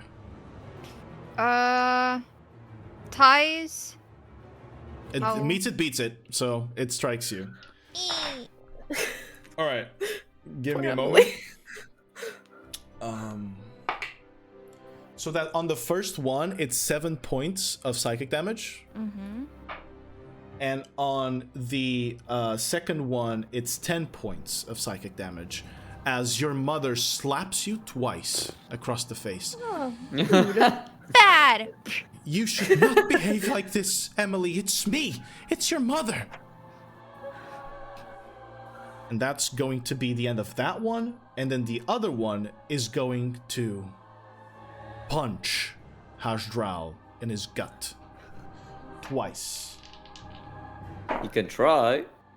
Well, with a natural You're 20, prone. I'm pretty sure that he's Oh, gonna well. succeed. Jeez. You're Yeah, prone, cheating. So Your he brother has... sucks. Dude, I rolled a natural 20 and a 19 on this first attack. Holy. Second attack, because you're prone. Another natural 20! Rigged. Rigged. Lol. See, rigged indeed. This is why you Lol. don't fucking say shit like that, because the universe punishes you for it. No, it's rigged. It's Yes, surely. it's all for the stream. Okay, how much is it? First attack is 12 points of psychic damage, and I need you to make a Constitution saving throw to maintain concentration on Bless. You need to beat a 10, and you have a D4 to add to it. Oh, God bless. Oh my god! Dolgar bless. So that's the first one. Second strike. That might be a little bit higher. No, it's not actually. That's God, my brain. That's 13 Numbers are points of psychic damage, and I need you to roll another Constitution saving throw to maintain Constitution on Bless. Okay, 16, yeah. 16 it's succeeds. fine, You maintain it's fine. concentration. All right. That brings us to the end of the Hallucinations turn. Which then pains me to do this, but I'm gonna have to do this. At the end of the Hallucinations turn, a thread is going to use an ability costing 2 legendary actions, thus ending its legendary actions for the turn. It looks at Haj'Draal. And you, Emily, you sense it somehow drawing from your experience and from your mind. As it stares at Haj'Draal, it says, Silence.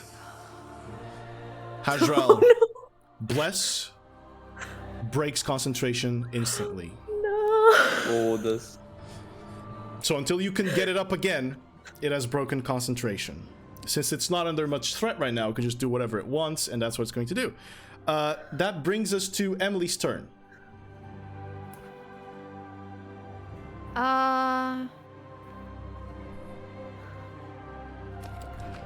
I want to ask, does Dimension Door get opportunity attacks? Nope, No, right? it doesn't. Yeah. So I'm kind of afraid of the people inside of the flesh pods Okay. right now. So I'm gonna cast Dimension Door, and I'm gonna teleport me and Vesper. Oh, shit! Ooh. We go. We go. I'm gonna move myself. I think it's faster. Yeah. And then Vesper moves Yeah. herself next to you. I'm gonna move here. Yeah. Goddamn. All right. I'm talking to you. You Sorry. vanish out from existence, and then you pop back up next to the flesh pod, and the creature looks to the side, and you seem to have caught its attention with that piece of magic. What else do you do? Sorry, the only thing that I thought of was just turning to it and being like, bitch! Because it's looking at me! Bitch! Can I sing right now as a bonus action? What do you want to sing? Do you want to sing as an inspiration, or what do you want to do here? No, I want to sing the melody. You just right want to sing now. the melody. Yeah. I will allow you to sing the melody that you Yeah. know. I'll look at it and be like, na na na na. Oh na, my na, God, na, you're na, looking na, at it. na, na, na. Yeah. You bitch. Now you've definitely seemed to anger it as you see the tentacles all begin to flutter and move around it and point at you. All right, Emily, does that end your turn? Can I do something else, or You, well, since I sang right now, it's Yes. a bonus action, so I would say no. Yeah. I'd say probably not. But you've already done something pretty cool, so Yeah. I think Yeah. that's great. All right, Emily. So, the end of your turn, it is the Lair Action, and the next Lair Action in the list is the following thing. And I am really sorry. I swear to God, it's an absolute coincidence, although I don't believe in them, that this is going to happen. Oh no. You see the creature's tentacles spread out and then weave onto each other and grow longer and start to turn blue and glowing. And the weave and the pattern of this place all changes. I'm gonna need all of you to switch positions with each other, and you roll clockwise, or excuse me, counterclockwise. So just roll counterclockwise. In the case for Vesper would take. I think because Vesper was beneath Emily, right? Or was it to the side? I was don't- above. I above, was yeah. above her. Above. Okay, so if you're above, then Emily takes your position, and then you, Vesper, would take the next one's position, which would be you would switch positions with Violet right now. Okay. Yeah, you switch positions with Violet. Ooh. Everybody, everybody, just roll clockwise or counterclockwise. So Emily, switch with Violet, and yes, exactly, and then we're gonna put Haj'Draal up there with Violet. Okay. And Emily comes back down. Good luck, soldiers. There's a fucking elevator What just happened? going down. As the pattern of the weave just glows, you all suddenly switch positions, and you find yourself, Violet, no longer next to Ketri, but next to this flesh pod with someone squirming inside, seemingly in pain, as it is connected to that thing that is in the pale blue liquid, that thing that looks like a giant head, and it seems to be feeding it. And you, Haj'Draal, see the same thing, still prone. Whilst Vesper and Emily, you go back to where you were, and I'm fucking so sorry about that. It's funny. I think it's just funnier to imagine like Haj'Draal on his back just sliding across the floor. Like someone forgot to animate him. And Yeah. just going. You're like me looking at the pot. I look up, I do this, then I go back. Whatever, man. All right. So that's the Lair action. Violet, it's your turn. Okay, I'm still frightened by it. You are. Do I take the 1d6? On The 1d6 at the top, at turn? the start of your turn, you do. That's 3 points. 3 points of psychic. Okay. So I'm still frightened by it. I cannot move towards it, right? Yeah, you can't move towards it, no. What I'm going to try to do, since I'm watching someone struggling near me, I'll try to see if I can help in any way. Try to open the thing. All right. Damn, I just had a huge deja vu. I'm gonna need you to roll a perception or intelligence check for me, please. Perception. Yeah, perception. Natural 1. I don't know what's happening. Hitting it is always a good option, right?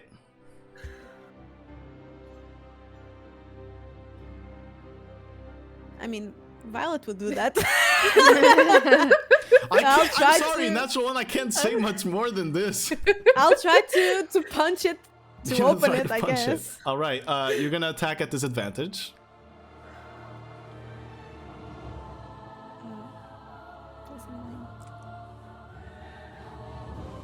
15 plus 9, so for 24.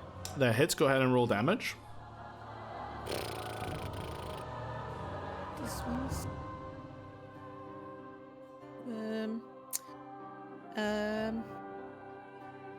17. 17 damage. All right. You punch it, and as the lightning streaks across it, you see some of its bits kind of dying off and the flesh starting to like come out, but the pod is still standing. I'll do it again. Do it again. Oh, I roll a natural 20, but it's disadvantage, so it doesn't. So 14. 14 hits. These are pods. They can't move. Yeah. 7 plus 5. So 12. 12. Yeah. I said it first. I don't care. So it's 12 Yeah, points of damage. I think. You punch it. You punch it again, and as parts of the flesh rip off, the main structure, the translucent kind of placenta-like part of this flesh pod, is still standing with 1 hit point. Oh no. Sharpen your blade. Sharpen my fists. I'm Sharpen so your fist. Natural 1. So. Oh, fuck. You punch it again, and sadly you hit kind of the stalk portion that's connecting it to that head, and it doesn't deal any damage, and you end up. Fuck! Action surge. Action surge. Wait, you gotta do the Lae'zel thing then. Okay.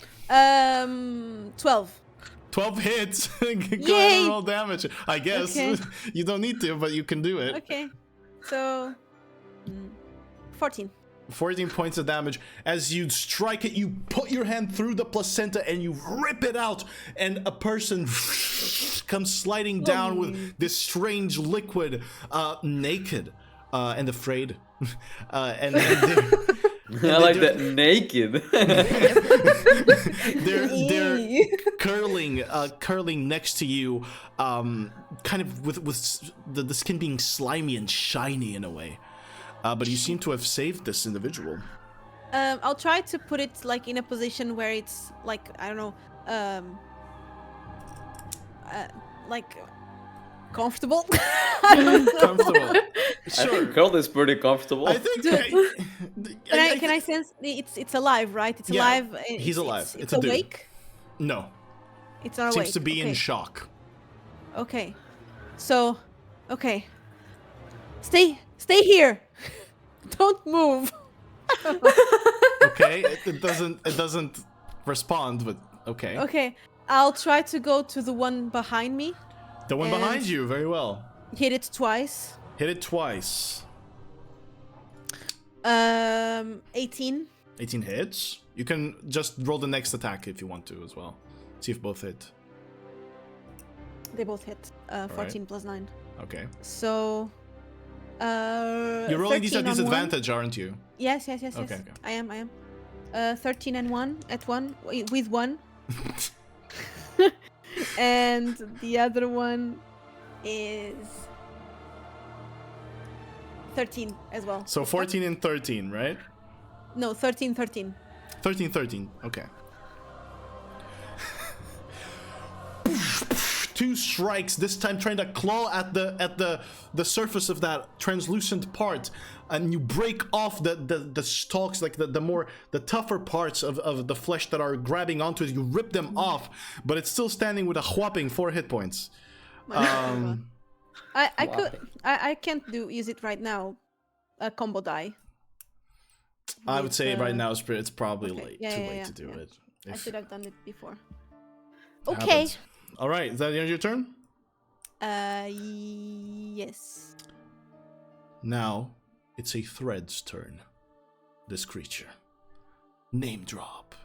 So, first of all, at the start of its turn, one of the flesh pods, you see the person inside. This one here in the middle. You see the person inside begin to shrivel and shrivel and shrivel, and its head cracks until the brain itself oozes out and feeds into the liquid inside. That's one person dead, and a flesh pod gone, and something happening inside there. And in that moment, Velox Mors, you've let another die. An innocent person. You're doomed to fail this, aren't you? You're going to fail this. And it's the thing's turn. It's going to use...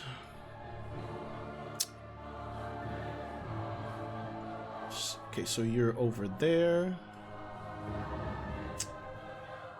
Give me a moment. Let me just confirm how much it can move. Alright. It's going to move. Wait. Yeah. I need to do the wisdom saving throw to see if I'm not frightened. Alright, go right ahead. Is not a disadvantage? No, not a disadvantage. 8. You're still frightened. It's going to move there, and then if it's there... Sorry. Exactly. Wait. Let me just confirm this again. It says a lot of calculations here, guys. Okay, right over there to that square. Oh no. Oh, goddamn. It flies forward. And you see it once again stare into Emily and then gather its power as the tentacles all envelop him, and then...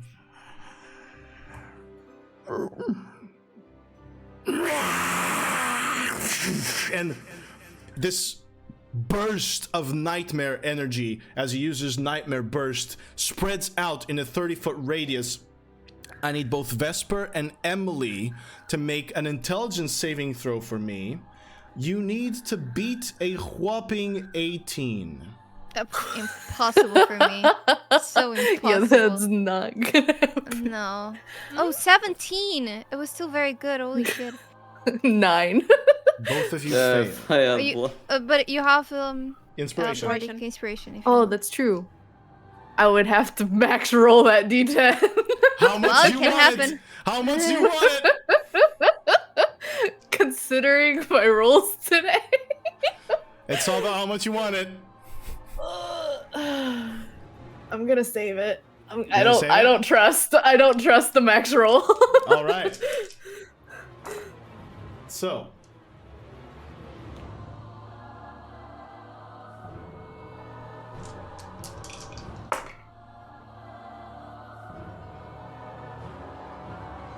Oh no. Both of you take 31 points of psychic damage. And you are stunned for 1 minute. 10 rounds. Yep. All right.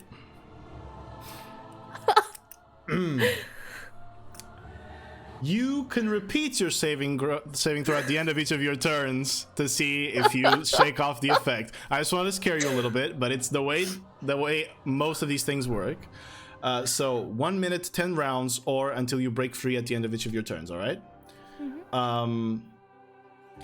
And as it uses its Nightmare Burst, it is going to then use his telekinetic shove to push this guy forward 5 feet. And as it looks at it and pushes the creature forward, you see Arthur, Emily's mother, Ketri, Haj'Draal's brother, their hands kind of grow longer with these strange black shadows as it has advantage on its next attack roll. But that's the end of a thread's turn, which brings us to Haj'Draal. So I can only move 5 feet. If I move more than 5 feet, I get prone and my turn basically ends, right? That is indeed correct, my friend. And at the end of your turn, you make a saving throw again to see if you succeed.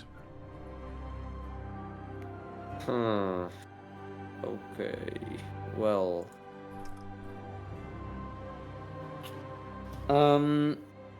I will use my whopping 5 feet to crawl over here then. Alright. My only 5 feet. Dude, that's a lot of feet. It's more than usual. Yeah. It's less than 60. And what do I do? What do I really do? It's a good question. Well,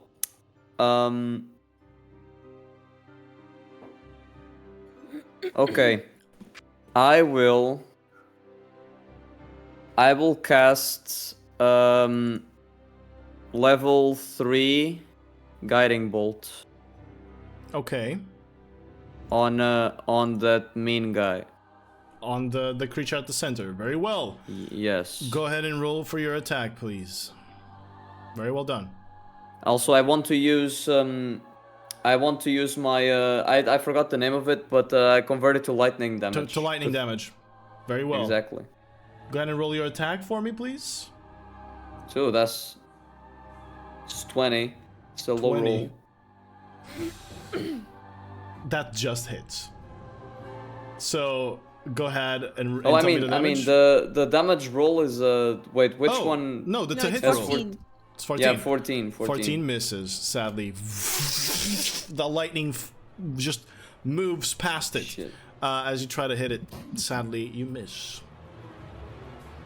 Not much else you can do. As you try to move, you're dizzy and shaken, and you can't get a hold of your own legs. Can I use my bonus action to throw this magic stone now? It's an action to make the attack. Oh, it's an action. Okay. Well, Yeah. all right. Well, Haj'Draal. Then, not much else I can do. Indeed, my friend. Not much else you can do. You can end your turn? You can help Yes. me then. Not Release na- these people. Not now. So, at the end of your turn, Haj'Draal,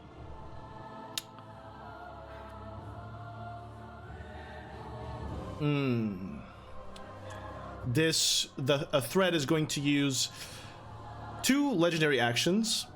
Doesn't he roll again to see if he continues being Oh, prone? yeah, he Oh, does. yeah. For the intelligence saving throw. Another intelligence saving throw. 12. Failure. That is the first time he failed since he failed the actual thing. So, We've got 4 more. yeah, you That got he 4 can more. He's going to cast Weave, and it is going to choose a 10-foot radius sphere, which is going to be... Whoops, I dropped the map again. Which is going to be around both Vesper and Emily. And I need you to either roll a dexterity or wisdom or constitution saving throw. You choose which one. Dexterity, wisdom, Dexterity. or Constitution. Choose which one. Oh my 15. god! I 15 chose succeeds? the best one, and I still have an natural 1 with an 8. And Emily fails. So you both chose dexterity. You see appear around you from these pale blue threads in the air. Just a wash, a wave of flame. So Vesper succeeds. You have evasion, which means you don't take damage, Vesper. Right. Yep. So Emily, you take. Oh That's a lot of dice. no, it's fine. It's fine. You take 14 points of fire damage. All right. I You, fall Are you to the down? ground. you're unconscious? Yes. All right, you're unconscious, thus ending the stun on you as well. Yes. But Well, that's one way to end it. you're unconscious. This would be a great time for you guys to remember the unconscious rule of when you fall unconscious and go back up. So we will go through that rule whenever it's Emily's turn, or whenever Emily is raised back up, if she's raised back up. All right, so that's going to be at the end of Haj'Draal's turn. We have Vesper's turn now. I'm stunned. You're stunned, which means you can I make can't do anything. you can make your saving throw at the end of your turn, and you're inspired. So go ahead, intelligence saving throw. You're inspired. Remember, you can use it if you want it. And also, okay, intelligence save, it's a 10. I want to remind you of something. Due to Emily's subclass, if you use your inspiration dice and you fail, you still get to keep it. Oh, you Due do. to the College of Glamour. So you can Okay. use it now. If you want to. It's a D10. Give me D10. Please. 9. That succeeds! You shake off the stun as you remember Emily's hug once again. As you break free though, Vesper, Emily's on the floor next to you. Oh shit. You can't. Oh, fuck. Dude, I was about to go to be so deep, and then just... All right, well, let's move on. Well, Vesper, Emily's next to you, but you're awake. It's at the end of your turn, so your turn ends. But nonetheless, you have succeeded in breaking free from the effect. You're the best D10 in the world. And now, at the end of your turn, it is going to use its last legendary action to cast Witness the Weave as it looks at you, Vesper, and says, No, I won't let go of you so easily. I need you to make an intelligence saving throw for me again.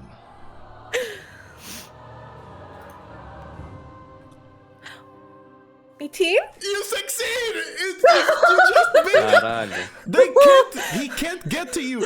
Please, Vesper, just let us know what's going on through your mind as he tries to reach for your mind and make you see more visions, make you try to hit on your legs, your movement.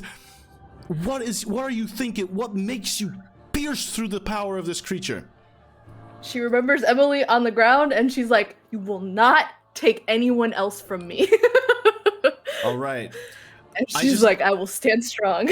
I just remembered one thing, though. What? You're next to a hallucination. You need to subtract a d4 from it. Which means well, then you it's fail. a failure, right? Yeah. Damn it. Ah, damn, I'm so sorry. That was so hype. I'm so sorry. I just remembered I'm so excited. that. Yeah, me too. 1. So, what happens to you, Vesper? The dexterity save doesn't use the minus d4 too? Yeah, it does. She would have taken the damage then. Half damage still. Which was, what was the, how much damage was it? I don't 14. remember. I think it was 14. It was 14 for Emily, right? Yeah. It was 14 for you, right, Emily? The 14, yeah. Yeah, so you take half, so you take 7 points of fire damage, Vesper. Alright. The other one, we're just gonna say you break the stun. I'm not gonna retcon everything. We already took the damage. But now you're hearing. You stop hearing the snarling of the hallucinations next to you. You stop hearing the fleshiness of the pods. You stop hearing Violet's screams, Haj'Draal's abilities. You are deafened. But as you're deafened, you just hear in your mind, You could have saved me, Vesper. You could have saved me. You could have been there. You weren't there. It's all your fault. It's all your fault.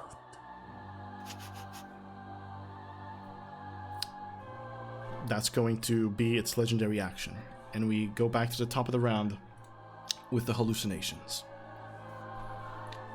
So, Emily's down. This hallucination is going to move next to it. It steps away. Violet, you get to slap it once. Or yeah, Vesper, you get to for this. You get to slap it once if you want with an attack of opportunity. That's 21. Technically +3 because I have the sharpen the blade plus I +1 my staff. All right. So it's 24, but it's also minus a d4, right? Yeah, but it still hits. It's still going to hit. Okay. Okay. So you can go ahead and roll the damage if you want. Okay. Are you adding anything to this? It gets the +3 from the sharpen, or the +2 from the sharpen the blade. Or no, wait. Right. The buff gives it to It's damage. the damage too? rolls as well, yeah. Okay, so then it's +3 to damage as well. But I am asking you, are you adding anything to this? Adding anything to this? No, I don't think so. I mean, I could try to stunning strike it, I suppose. You see it walk up to Emily to the side. Yeah. Are you going to? If he's going after Emily, then yeah, I'll do the stunning Alright, stunning strike. strike. So I need to roll Constitution saving throw, right? Yes, it's a 15. 15. It beat it, didn't it? It's a 20. Of course. Rigged. It's a natural 20. Rigged. Motherfucker. But it still takes the damage, which was total 8, 11. 11 points of damage on that one. Oh, fuck, man. I'm really sorry. It is going to lean down onto Emily.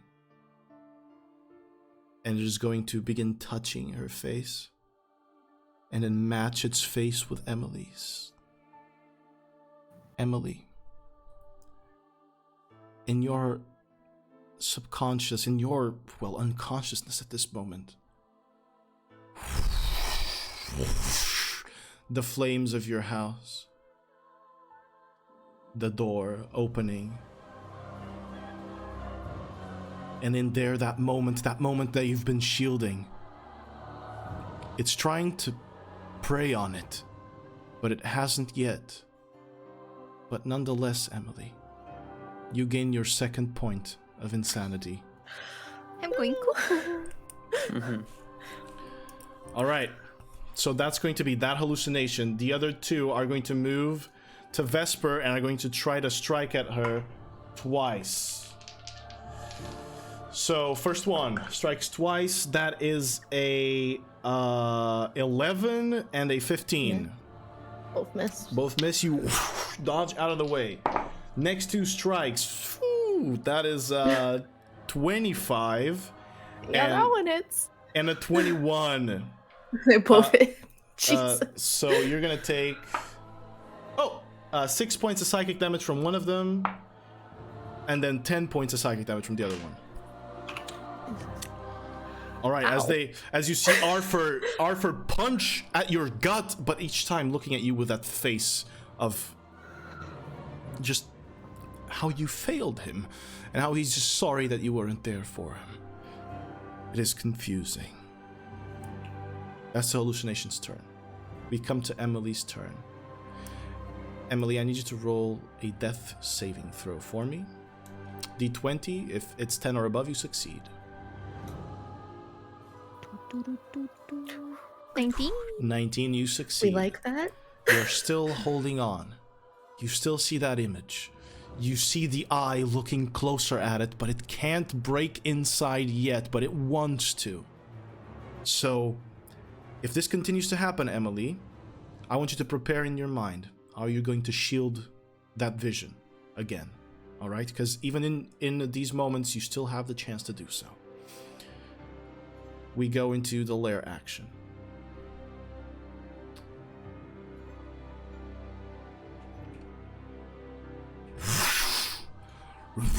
From the shadows of the thread and the weave around you, another hallucination spawns. Gosh. Violet, it's your turn. Violet just looks at Emily and she's down and she physically can't go there. So she just feels the frustration in her and starts to beat the shit out of the pod. Like All right. crying like, no. Alright, go ahead and roll an attack at that pod. I'm gonna save you. 14. Disadvantage still. 14 hits. Yeah, I know. 14 hits. I think you have enough damage to kill it. It has 4 hit points. So Okay. Yeah. you rip open another another one of the placenta-like parts of the structure, and a woman comes out in the same state of shock, saved though by your actions, and you are feeling the searing burn in your fist that you're stuck with saving these people when you're here to avenge them. If you want me to help you and avenge you, you need to do something. I can't do shit. What else are you going to do with the rest of your turn? Is there anything else you can do? I will bonus action activate my braces Very well. and get double movement speed. And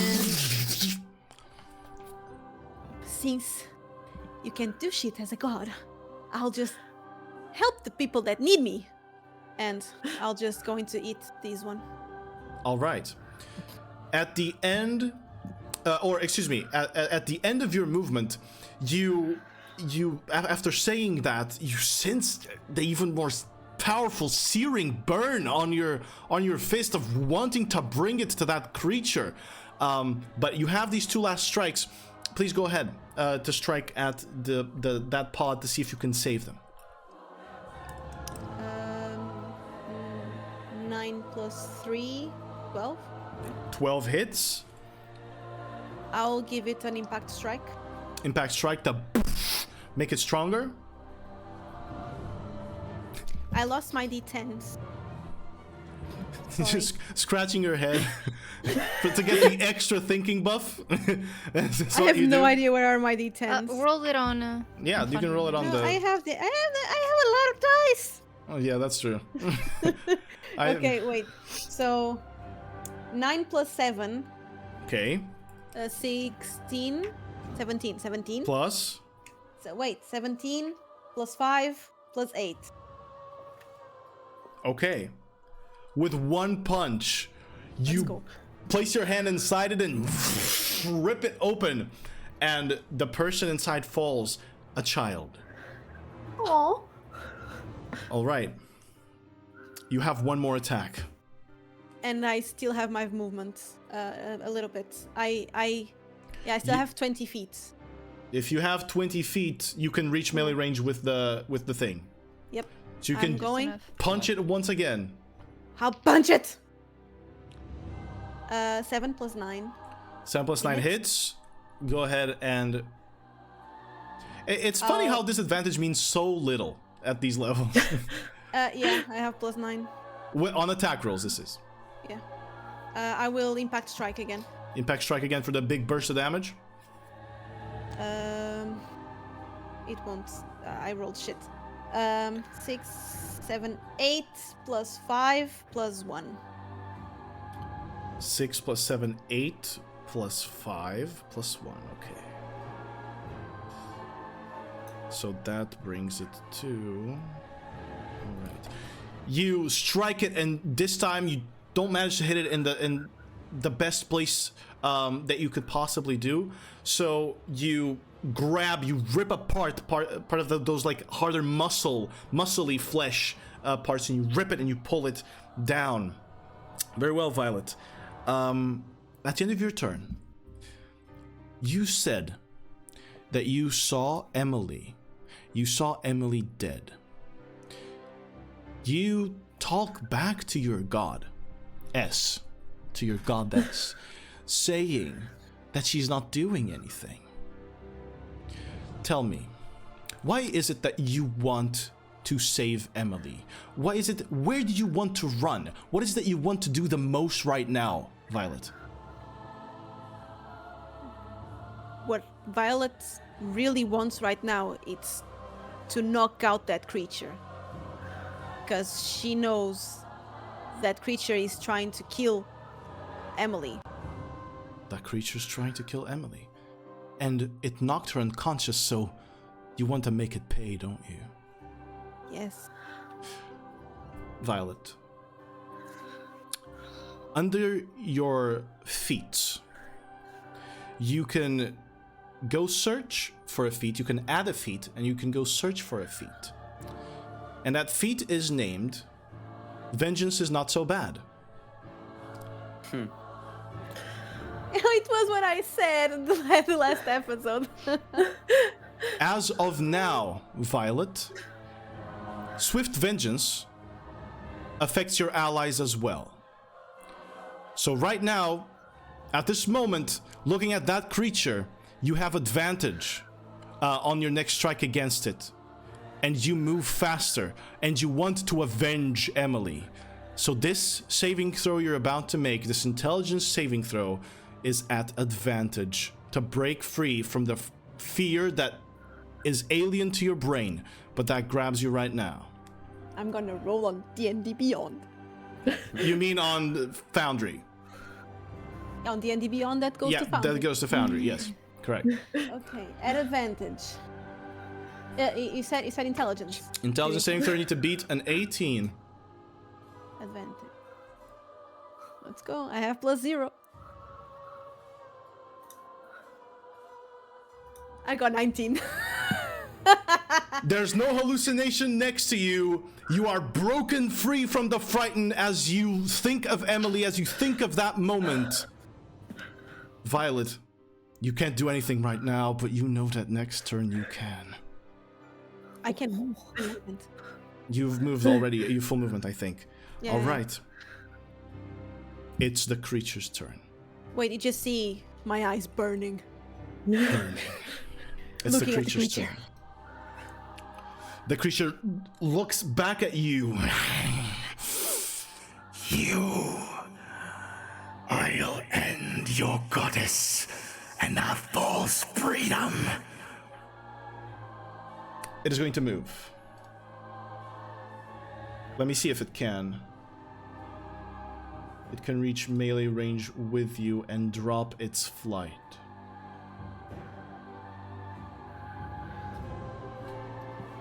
The creature touches the ground since you've eliminated all of the pods that were feeding it. And Wait, I didn't eliminate this one.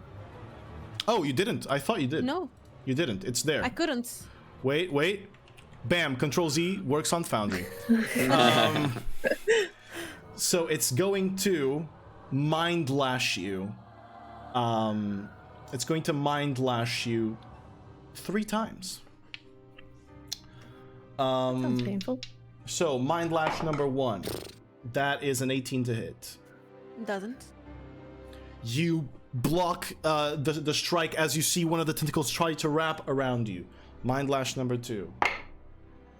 That's a natural 1. Doesn't hit. Yeah, thank you. I'm gonna roll the Mind Flayer dice from Baldur's Gate 3 on this last attack. Oh shit. He's gonna put a dent in the table. That's a 14. I rolled a 9. Oh, You yeah. dodge all 3 attacks from the creature as it tries to attack you with its tentacles and misses. And it is now going to use its bonus action to use telekinetic shove, and it's going to push you into the liquid. I need you to roll a strength saving throw for me. You need to beat a 15. I don't have advantage nor disadvantage. Nope. It's straight. Okay. Straight. Plus 5. 9. You are splashed into the liquid. This one will be more accurate here. And as you fall into it, you begin to hear the whispers. You will fail. Ketri is dead. Ketri is already dead. She's dead. I have Ketri. And you're going to take 7 points of psychic damage. That's going to be its turn. Haj'Draal. It is now your turn. What do you wish to do, my friend? Alright, Haj'Draal still prone.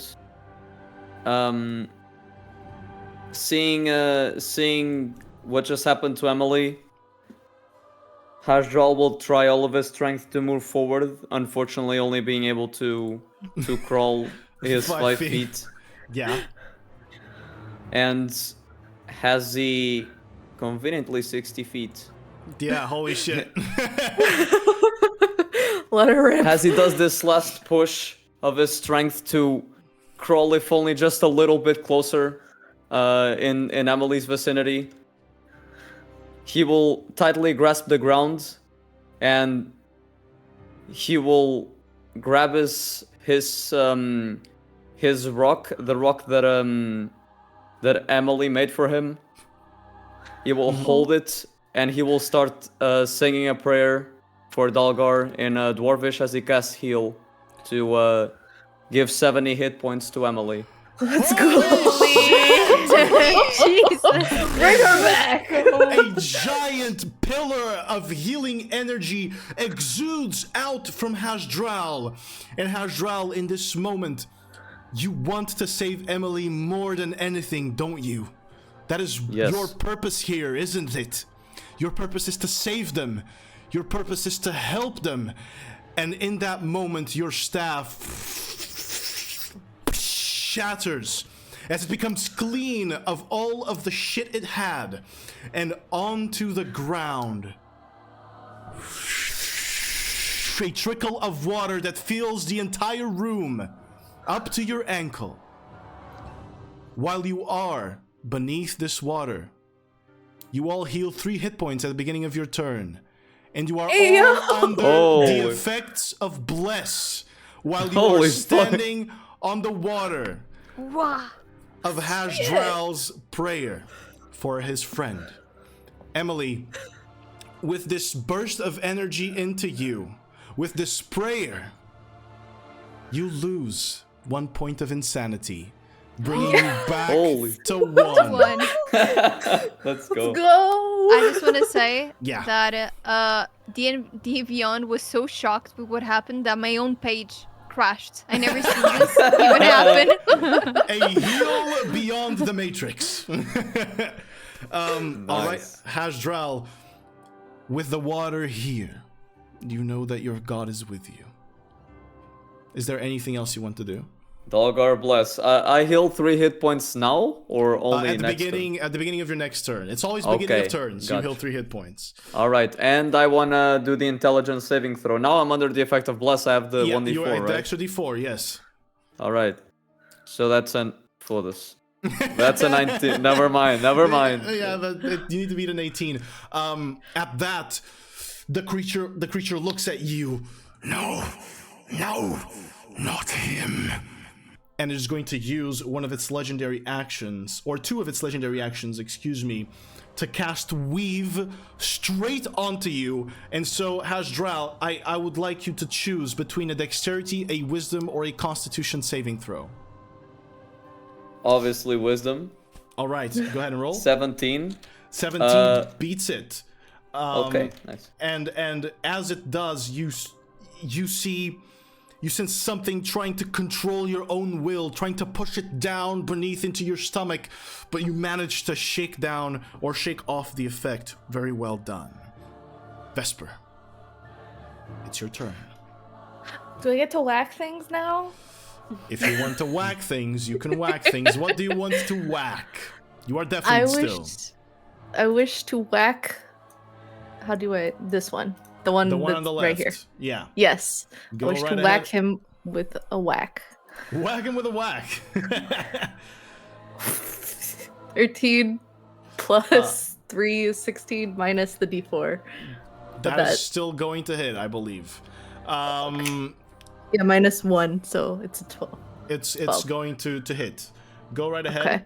Wait, excuse me. What was the total? Didn't it 12? have? Yeah, but it didn't have sorry, the plus no. 2. Yeah, it has a plus 3. Sorry, Plus so 3. it's 16 minus 1, so 15. yeah, sorry. 15 hits. All right, there you go. I thought I had the math right, but Yeah, I You think I hit. said the wrong number.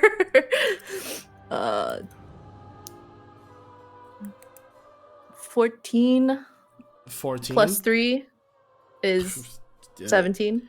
is 17. Yeah, that's going to take that hallucination immediately down as you whack it across. I'm gonna need you to make a wisdom saving throw. Wisdom. Oh. You take 4 points of psychic damage as you hear Arthur's screams in your mind. Vesper, that was one whack. You still have one That was more one whack. I have another whack, so if I move here, I won't provoke an opportunity for this one because I'm still in melee, right? Exactly, you're still within 5 feet. Okay, then I want to hit the one that's next to Emily. You hit the one that's next to Emily. All right, go right ahead. At the end of your turn, I'll tell you something cool. Okay, 27, but I don't Yeah, think I have it to hits. match that Yeah, one. that one hits for sure. So 13 13. with the plus 3. The plus 3, that is going to cross it off as well. Okay, and then Wisdom there's saving throw? one wisdom saving throw. 22. 22 is going to succeed. You don't take any damage. Perfect.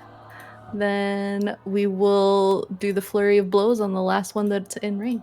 Flurry of blows on the last one in range. Go right ahead. Cool. This one has not taken damage. 15, 18, I need you to roll the d4. 3, so it's 15 again. 15 hits, just hits. Actually, no, it hits 1 over. It's a 14 AC. So Okay. go ahead and roll damage for that first flurry of blows. 9. 9 That points does of not damage. get the plus 3 because Yeah, it's does my not get it. fist. Next So, flurry. One more. 15. Roll the d4. 1. You So hit it's him. 14. Go ahead and, heal, and hit the damage. 13. Todas. Noise. As you punch him these 2 times, you need to roll 2 wisdom saving throws for me. 2 of them. 15 and Success. 16. Both successes. You managed to not get affected by this, and you know that these images are not really Arthur, no matter how much he tries to reach into your mind. Well done, not Vesper. you. It's not you. In this moment, Vesper, in the moment you're striking Arthur with his hands, you're overcome with this rage, with this power in you. If you go into the feats, and you choose to add a feat, it's the very first, last option, I think, and you search for a feat named Rip and Tear, you will find something that might be to your liking in the future. Ooh. And you can add that feat to yourself. Ooh, that sounds fun. Vesper, do you move at all, or is this the end of your turn? This one is still standing. Yeah. You use Yeah, your action, bonus action? Yeah. I will still stand here, like, trying to guard it from... I'm trying to protect Emily. As you took down that first hallucination, the whispers that deafened you are gone. And you now figure out an effect that when you are affected by Witness the Weave, if a hallucination is defeated within 5 feet of you, you immediately are cleared from the effect. Haj'Draal has failed it twice thus far. You gotta get him by an hallucination. Kill it. All right. Yep. So, I know we're going a little bit over time, guys, but let's just see where this goes. Once I see where this goes, I'll make a decision, okay? Yeah. Just a question. Yeah. With the Haj'Draal being prone, can we help him up and it would be possible, or You can is this drag him. more... Okay. You can drag him, but that's gonna take like half your movement to drag Yeah. him. I'm a It's big just dragging. boy. Yeah, it's We just can't dragging. help him up. No, because what's happening is his mind just lost control of his legs, and every time he Yeah. moves too much, he just falls down. Noodle legs. Pretty much. Shouldn't skip leg day. Anyway, that's the end of your turn, Vesper, I believe. Yep. that's me Which done. brings us back to the hallucinations' turn. And these 2 Arthurs are going to move right into you. And they're going to strike twice at you with advantage because they're flanking.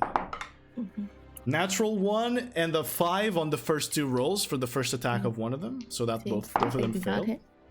Yeah, this one is 13, 2 13s. So one of them misses both attacks. That's a 22 on one of them, and a 20 on one of them. Oh, just hit. So that's 1 strike of one of the hallucinations, and then that's an 11, and that's a 20 again. So 3 hit. You take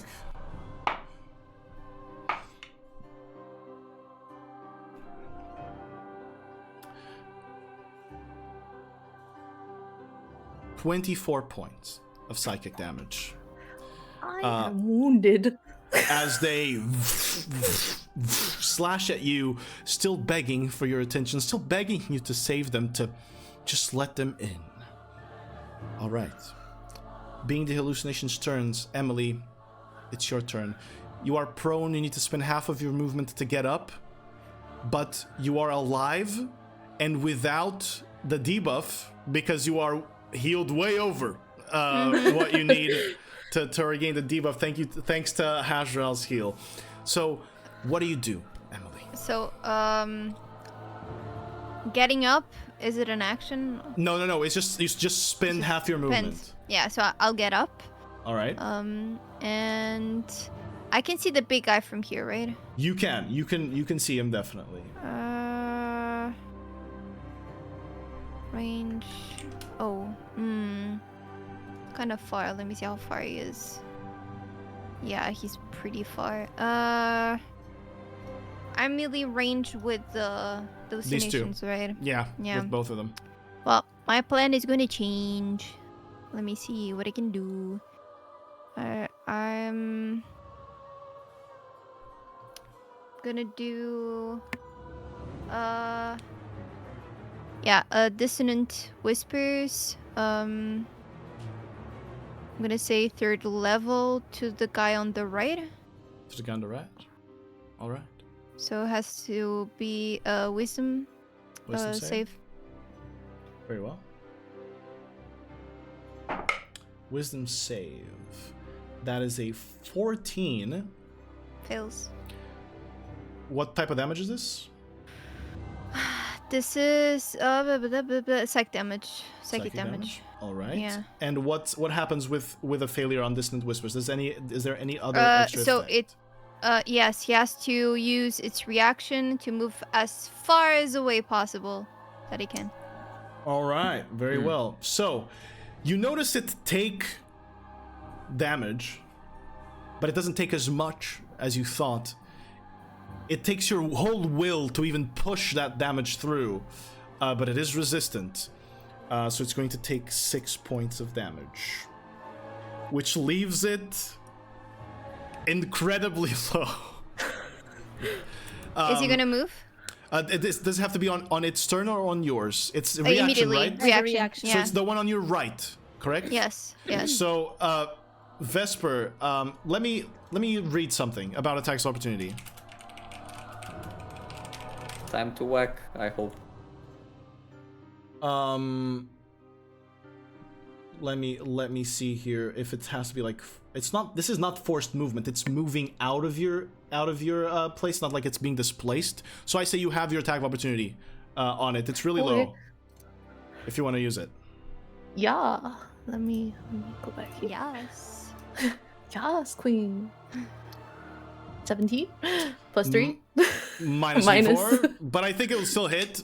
But roll it 2. anyway. So 17, Yeah, it still 17 hits. plus 3, 20. Yeah, sorry.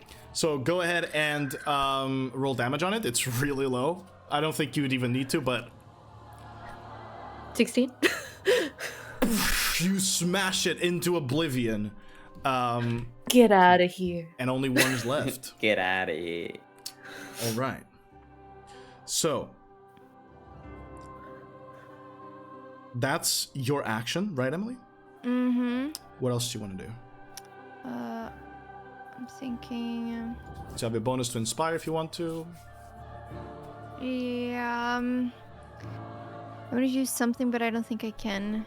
Yeah. I don't think any of my cantrips, are bonus actions. Can be. So I'll within 60 feet. Haj'Draal's within 60 feet of you. Yeah, exactly 60 feet. So I'm Yeah. gonna inspire Hajj. Haj'Draal. I'm just gonna scream, "Get up!" Emily, why? Why do you care so much about Haj'Draal? Cause he's cool. I like cool people. Like She's me. helping a old man on the ground. He can't get up, man. He's old. There is a power in your voice that comes through with this usage of your inspiration die. A power that you had not found before, but that you are finding now, and you're not sure if this is really you, or if it's that thing in the back of your brain that's looming. Go into your feats. Scroll down below into adding the feat. And I'd like you to search for "They Can't Hurt You!" exclamation mark. And tell us what inspired protection on that feat does. They can't hurt you. Okay. Ba-ba-da-ba-ba. Can I search it? Okay, no, it's here. It doesn't let you search feats. It's stupid, I know. Yeah, it's everything super else, stupid. Everything else you Yeah. can search except that. At least it's alphabetical. Yeah. Okay, so it says, your friends are becoming your family, and your voice holds them together. Inspired protection. When you use your bardic inspiration on an ally, they gain resistance to all damage until the beginning of your next turn. Oh, that's so cool. So Haj'Draal Damn. now takes half damage until the beginning of your next turn, Emily, as this new power awakens within you. So, anything else you want to do with your turn? No. All right. You won't do anything else then, so you stay put. It is Lair Action time. Lair Action is going to, once again, the creature is going to extend its tentacles beyond their normal reach into the one hallucination that is still standing and give it 10 temporary hit points at this moment. And then, Violet, it's your turn. Okay, is the pool like? Am I drowning? You're not drowning. You just fell into it, and you can come back out of it. You're not even prone. You just kind of you were shocked by the entrance into the pool. Okay. As I compose myself, I say, "Now we're talking, Meadref." And you see green like things around me as I bonus action. Second wind. All right, to heal up. And I'm gonna heal. I can't see it. Wait.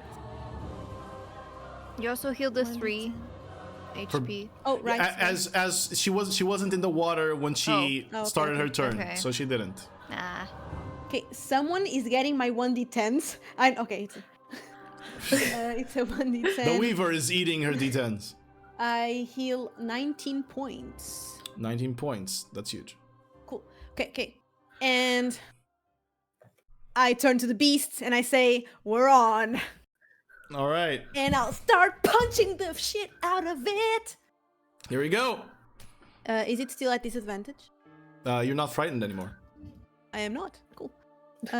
Okay. She's so excited. So, 24. 24 hits. You can roll all 3 of them to see if all 3 of them hit, if you want. 24. No, this one is not going to hit. The first 14. one's at advantage. So... Oh, it's already. All right. So next one. It's 14. Doesn't hit. And natural 20! Finally. Let's go, natural 20. So the first attack is at advantage. It is going to regain you 1 combo die.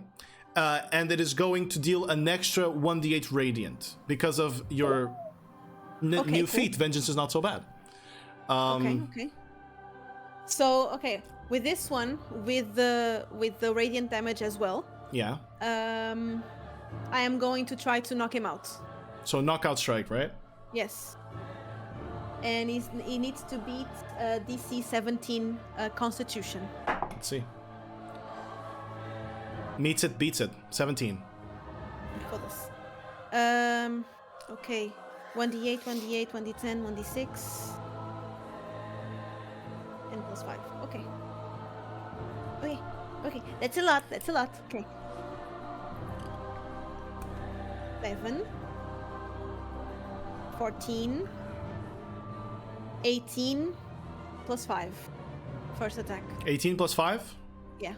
Okay, let me just gather a moment here. All right. All right. You strike him once, and you guys see this radiant green glow on her fist as she buries it in the chest of this creature. It caves in as it yells out in pain. That hurt him a lot. Yes. And the second one, which is a natural 20, I will try to knock him out again. Knockout strike again. Go ahead and roll damage. I'll roll the saving throw. He's going to use one of his legendary resistances to resist the effect. Okay. So I double everything except the modifier. Exactly. Everything except the modifier. No radiant on this one, though. And I rolled 2 ones. Nice. 2. 7, so... No, 8 doubled, so 16. 16. Right, a fair strike nonetheless. As you punch him straight in the same place where you caved in its chest, and it caves in further as the bone cracks. Anything else you want to do? I can't. I'm just gonna say, you're going down. All right. Damn. It's its turn. 3 mind lashes against you again. That is a bajillion to hit. 28 to hit on the first one. That is 14 to hit on the second one. Miss. Fuck, that's a 13 to hit. So he's going to hit one of the mind lashes. I need you to make what was it? Yes, an intelligence saving throw for me, please. 8. You fail. You are stunned. Same thing. At the end of each of your turns, you get to try again. Let me roll the d10 here for the damage. You take 9 points of psychic damage with it. As it grasps you with your tentacle, and suddenly you guys see Violet's eyes go blank as she struggles to maintain composure and is stunned. That would mean that his other attacks would have been at an advantage if the first one was the one to hit. So let me see here. That would have hit. That one would have missed. So you take an additional. You take an additional. Wait, what was it? Yes, 11 points of psychic damage. That's going to be its turn. It's going to stay locked in there with you. Or actually, no, it won't. Now, it'll move here, since you are stunned. Levitating slowly next to Haj'Draal. Alright, that's the end of its turn. Haj'Draal, it's your turn, as you just see this creature looming over you. Wanna throw hands, okay.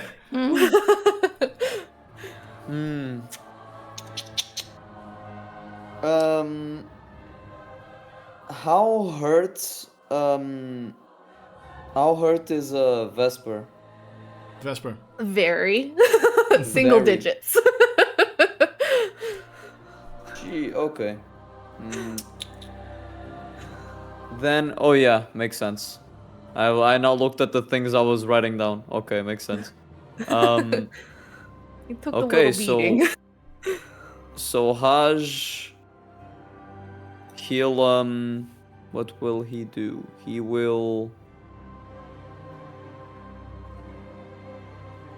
He's gonna cast level 5 healing words on Vesper. Damn, that's a powerful one. It's a very booming word. As he's still down on the ground, Haj'Draal will once again make a prayer, this time a silent one, to his god, in order to rejuvenate Vesper anew, as this energy that smells of brine and the sea starts involving him and swiftly seems to transfer over to Vesper as he says, "Heal." All right, roll away, my friend. Also, you regain 3 hit points from standing in the water. It's 14. It's not That is bad. a- Take it. I will works. take it. It works. It's not bad. It's not bad, all things considered. So good one. All right, that was your bonus Thank you. action. You still have your action, my friend. Yeah, heals the 3. I heal the 3 hit points, and yeah, for his action, Haj'Draal, even though he's prone in the ground, he will take time to unsheath. I mean, it wasn't sheathed, but to grab his Staff. to grab his harpoon, Yeah. and he'll make a strike at All his right. enemy. Go ahead and roll an attack for me, please. Okay. It's a 20. 20 hits. It just hits, actually. Let's go. Go ahead and roll your damage for me, please. So, You just click on roll damages there. It should be fine. yes. Just I'm just reading something. Okay. So that's how is it one-handed or two-handed? I would say it's one-handed because you have your shield. Yeah, exactly. Okay, makes sense. So that's a 5, and I roll the 1d4 from Bless as well, right? No, that's just to hit, not damage. Oh, that's the. Oh, yeah. That makes sense. Okay. Yeah. All right. Exactly. All right, there we go. Anything else you're pumping into this? I will pump. That's what I was looking. I have. I Where think is it's it? one of your channel divinities, right? Yes, channel divinity. No, that's to fuel magical effects. Destructive wrath, do maximum damage, but that's lightning or thunder damage. There was something. Yeah, I also feel like there was. Right. Well, while you look at it, I'm going to suggest, since we're going over and over time, and because I really have to pee. What do you guys say? Take a bathroom break quickly. Then we come back here. I promise it shouldn't. By the damage that this shit just took, it might not go on for Yeah, that go pee, long. go pee. All right, Go pee. Whoever also needs have to to pee, pee, go so. pee. I'll be right back. Pee time. Okay.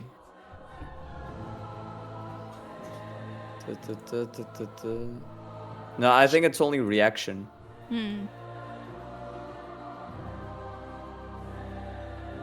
Yeah, it's like when someone attacks me, I have a reaction. Yeah, that's probably it. Okay, fair enough. I'll just make the 5 hit points. I'm doing my job. I'm It's doing my something. contribution. You're gonna have to roll again now to see if you can stand up. Yeah, true. The intelligence saving throw. I guess we'll wait for the DM. Although Onion has a point, I do remember seeing something about like an attack doing extra something, I suppose. We have so many feats, so much stuff at like high Yeah. levels that it's like just chaotic to keep track of everything. It's a lot. Yeah.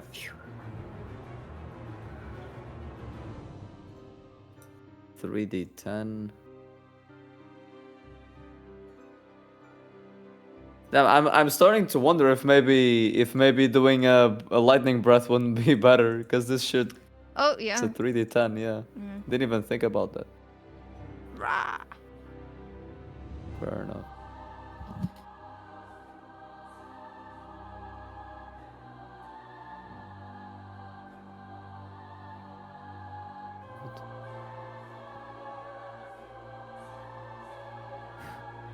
At least if it hits me, I can still deal more damage as well.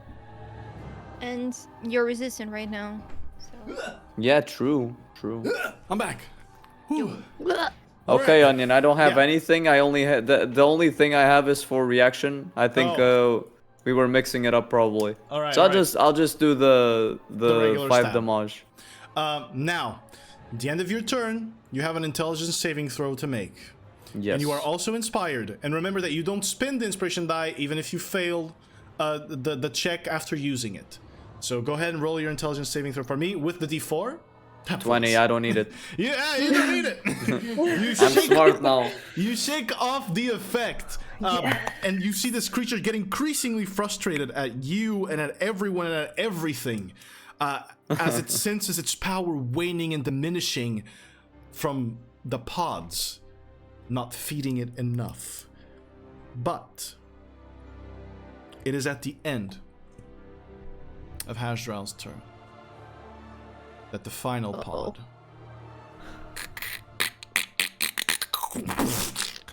breaks, and the brain or this giant head is fed with the brain of the person in there.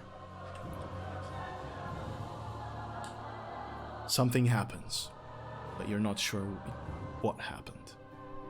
Nothing good, I'm sure. Vesper, it's your turn. Okay.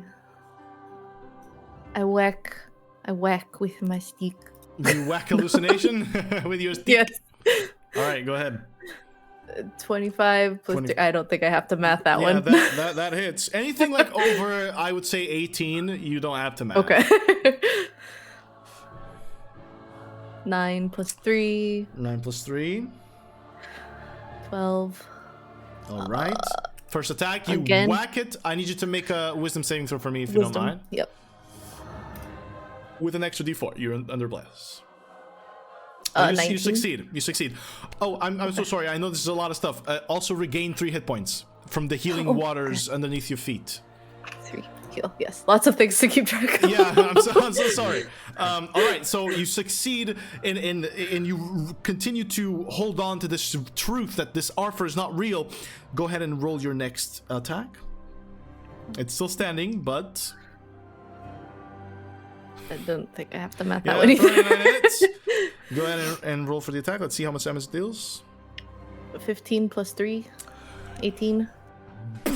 You whack it out of existence with your staff of baleful pink once again, and I need you to make that wisdom saving throw for me. Okay. That one is the 1, so it Natural fails. 1. You take 2 Yep. points of psychic damage. Less, not But very doesn't But it matter. adds like it's a Help. natural 1, yeah. Yeah, it's natural 1. It's natural Okay. 1. As you hear the screams of Arthur again, Vesper. All right. What do you do? So I no longer have the movement speed penalty because I'm not by the Yeah. thing, right? Correct. Woo! We going. Yes, you can go for sure. Go. I think this was 50. Do you have 50 for this? Yeah. That is fast as fuck. How much is Violet doubled? How much do you have with the 60 only. Damn it, you don't even have the you're doubled and she has 50 not doubled. That's crazy. Yeah, it's just base 50. Yeah. So if I dash, I can go 100. Super fast monk. You still have your bonus action.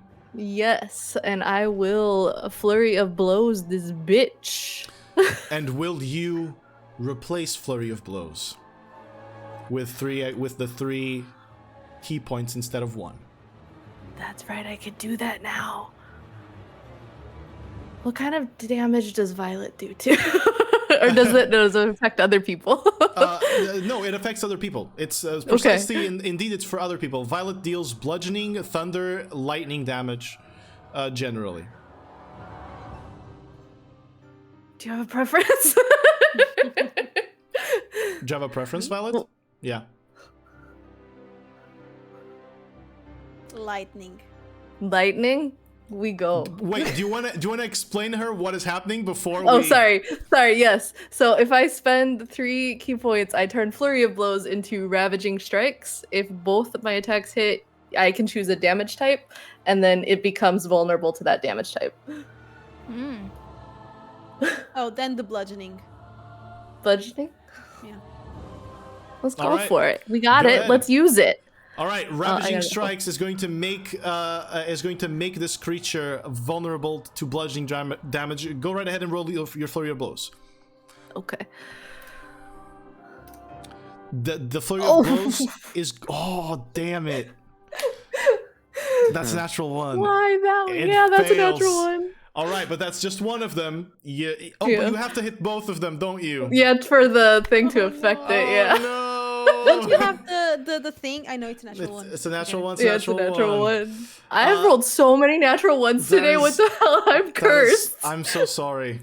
But your first attack, as you But I try could- to reach into the armor, you miss. Yeah. We go again. You You can- just rolled 2 natural ones In a row. right in a row. Rigged. Yeah. 23 hits, so at least the That damage one is going hit. to... I could still do some damage. Yeah, wait, yeah. wait. Can I Death Strike that too? And add another D8? Yeah. Sweet, okay. I guess you can. Go ahead. Roll damage. 8 plus a D8. Where's my D8? Plus 4. So total is... 8. 12. 12? Oh, wait, 12. It's 12, yeah. Oh, damn. That's one mighty strike as well. That was just a punch. That was just a punch, yeah. You punch it, you crack some of this creature's awkwardly placed ribs. As you see, they're not where they're supposed to be, and they're vertical, and it's strange, and you crack the bone inside, and the creature...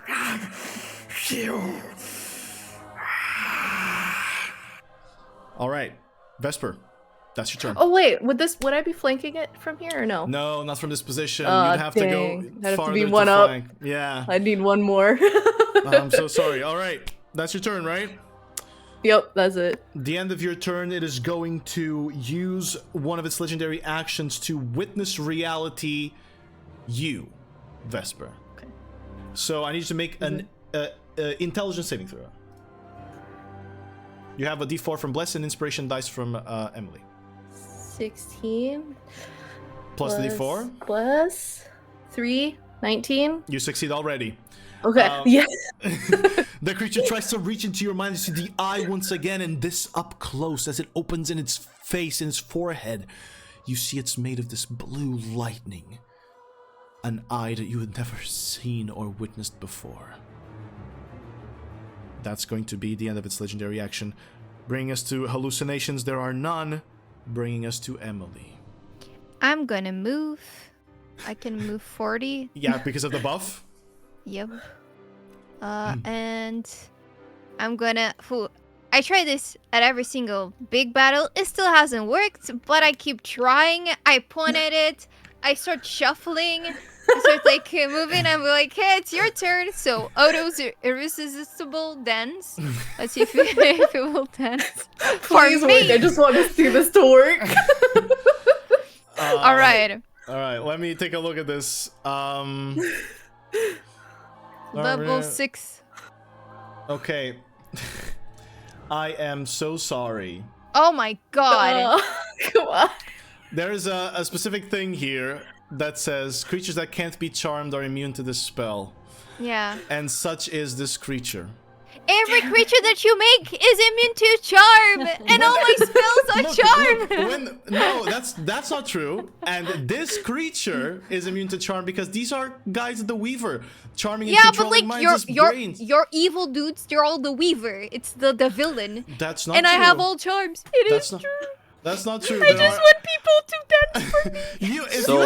If you had rolled the pirate encounter in travel, you would have made people dance. They're not from the Weaver. So yeah, but like, I'm so I want the big guy to dance, not a common She wants to folk. make the Weaver just do the Fortnite dance. You just want to humiliate my big guys. I understand.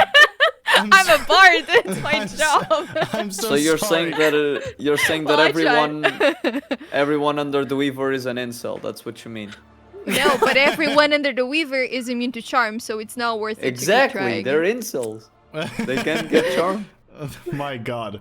But yeah, they are traditionally immune to charm. Some of the weaker creatures are not, but the big guys... yeah, but like, weaker creatures, this is a 6th level yeah, I understand. spell, so it's completely useless. Yeah, I guess I'll just never use the spell in the whole campaign, pretty much. Well, you might still have Emily just keeps dancing in the same spot and crying. No one wants to dance with I'm me. so sorry. But you know, it is what it is. Monsters start getting a bunch of buffs once you get into higher levels. All right, so that's going to bring us to the Lair action. The last Lair action, if I recall. Oh, wait, no. Yeah, you can still bonus action. You still have your bonus action. Yeah, I'll inspire Violet. Violet, get the D10. What do you yell at her while you dance? I'll dance. I'll keep dancing like you. You get me. Oh my to god. Inspiring dance like cheerleader, you know? Yeah. All right. So, Lair action. The weave glows through the room again, and you're going to all switch positions. I'm going to do this one for you, okay? So, thank you, 'cause my brain is Emily's small. going to go here. That's going to go there. That's going to go... Emily was there. Violet's going to go melee with the creature, which was here. And Haj'Draal over there. And I believe this is kind of the disposition in which we were. As you all switch positions again. The creature is not vulnerable, but it can still do. It can also do one thing that it probably would be smart for it to do. It's going to use one legendary action to cast Witness the Weave on the threat, Violet. I'm gonna need you to roll an intelligence saving throw for me. You have a D4 and you have the inspiration. 5. You can still try to beat it. It's an 18. It's possible. But I don't want to. I'm still stunned. I want to get rid of the stun. All right, but you don't. Oh, okay. So in case you, very well. So, if you don't want to get out of it, you see in your stunned state, you begin to hear the whispers in your brain as well, telling you that Ketri is dead and you are deafened. All right. It's your turn, Violet. I will try to get out of the stun. Try to get out of the stun. Let's do it. It's a 15 DC for the stun. Cool, 18. 18 succeeds, which means you break free from the stun, but it's at the end of your turn. Yeah. Which means you can also roll another intelligence saving throw to get out of the deafened effect. I rolled a 12, so I still have the D4 and the thing. And the inspiration. 12, 15. Is it 15? You know, for this one is 18. Plus 3, 18. All right, you succeed and you get rid of, as soon as you go deaf, you break free from the effect and push it outward, and you're fine. And it's the creature's turn. I'm gonna get you next turn. And it doesn't get its Nightmare Burst back. Good. Which sucks because now would be a perfect time to use it. No. Well, it can't really do much.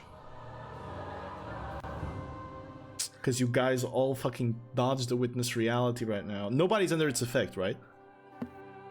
Nobody's under the effect of witness reality. It's going to attack Violet 3 times. Bring it on, bitch. With another Mind Lash.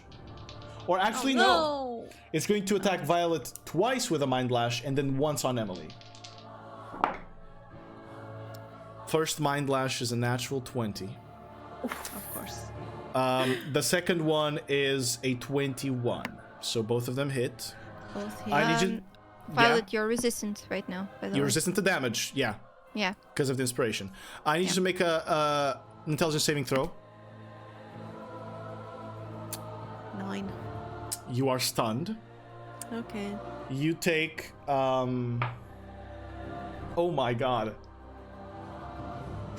24 points of psychic damage from the first one. I am resistant. Yeah, right? 12. Mhm. And then 5 points already reduced from the second strike. Emily. Mm-hmm. That is 21 to hit. Mm-hmm. I need you to make an intelligence saving throw. 9. Failure, you're stunned, and you take 8 points of psychic damage as this creature extends its tentacles into both of you, and as they touch, just pierce part of your body, you sense the energy drifting into your brain and taking control of your motion as you're both stunned. That's going to be its turn. Haj'Draal, it's yours. For my turn, Haj'Draal will. I mean, I'm not. Oh yeah, I'm not prone anymore. I forgot Not to prone take anymore. it off. Yeah. Yes. He can move. Oh, now he's Finally. Finally, I can walk. He's gonna run. In a circle. Run away. Just so he can do it. Just I saw that you can do this with the ruler. It's so goofy. Okay, I can do it now. Whatever. Besides the point. Yeah, let's all gang up on him. That's funny. I will, or Haj will in this case. He will cast. Can I cast Call Lightning? Like I can form a cloud in this space, right? It's not very... I would say you can. You just created an entire pool of water inside here, so I would say you can. Oh yeah. Never mind. Level 4 Guiding Bolt Oh shit! on his bitch ass. Let's go. Let's fucking go. Go ahead and roll an attack. He seems weaker. Filha da... Never mind. Never mind. Rigged. You have a D10 still? Natural No. 1, critical It's a fail. natural one. It's Jover. It's Jover. It's over. The guiding bolt misses, firing above it, and I just killed this fucking mosquito finally. Okay, that's where the high roll went. Well, I skip, I guess. All right. Well, Haj'Draal's turn ends. Vesper, it's yours.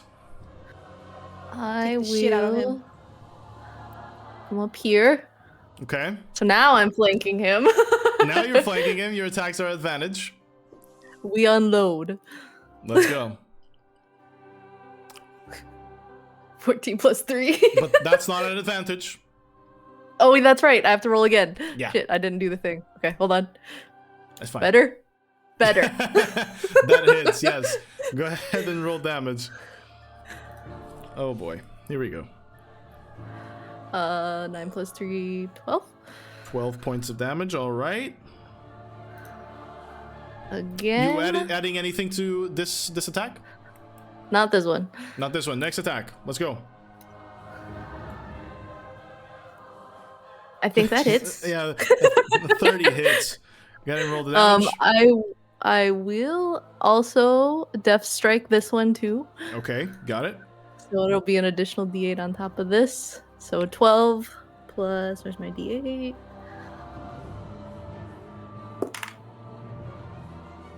Four again. 4 again.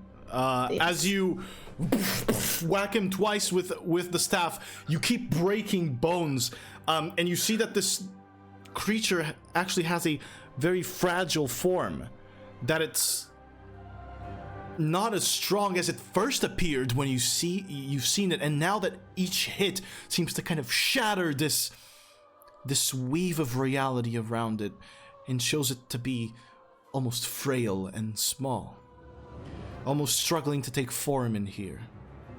What do you do? What else do you do? Just a normal flurry of blows. A normal flurry of blows and a humble one. Like a humble flurry of blows.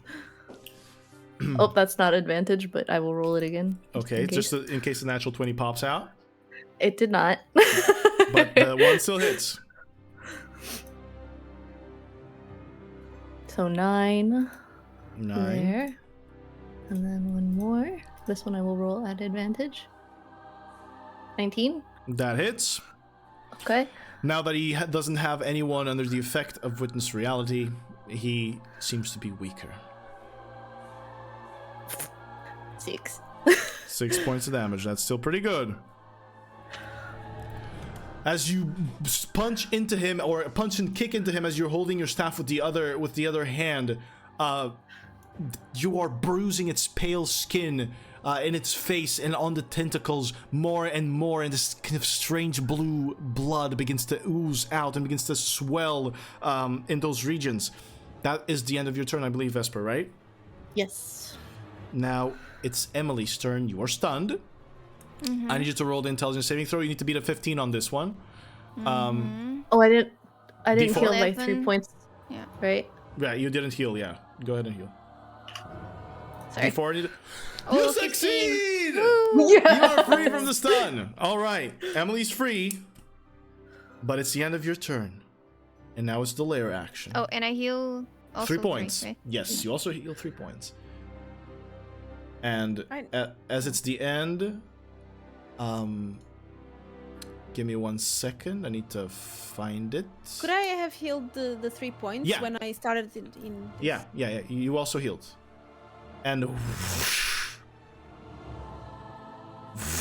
this time 2 hallucinations pop out into the world, taking the shape of those you love.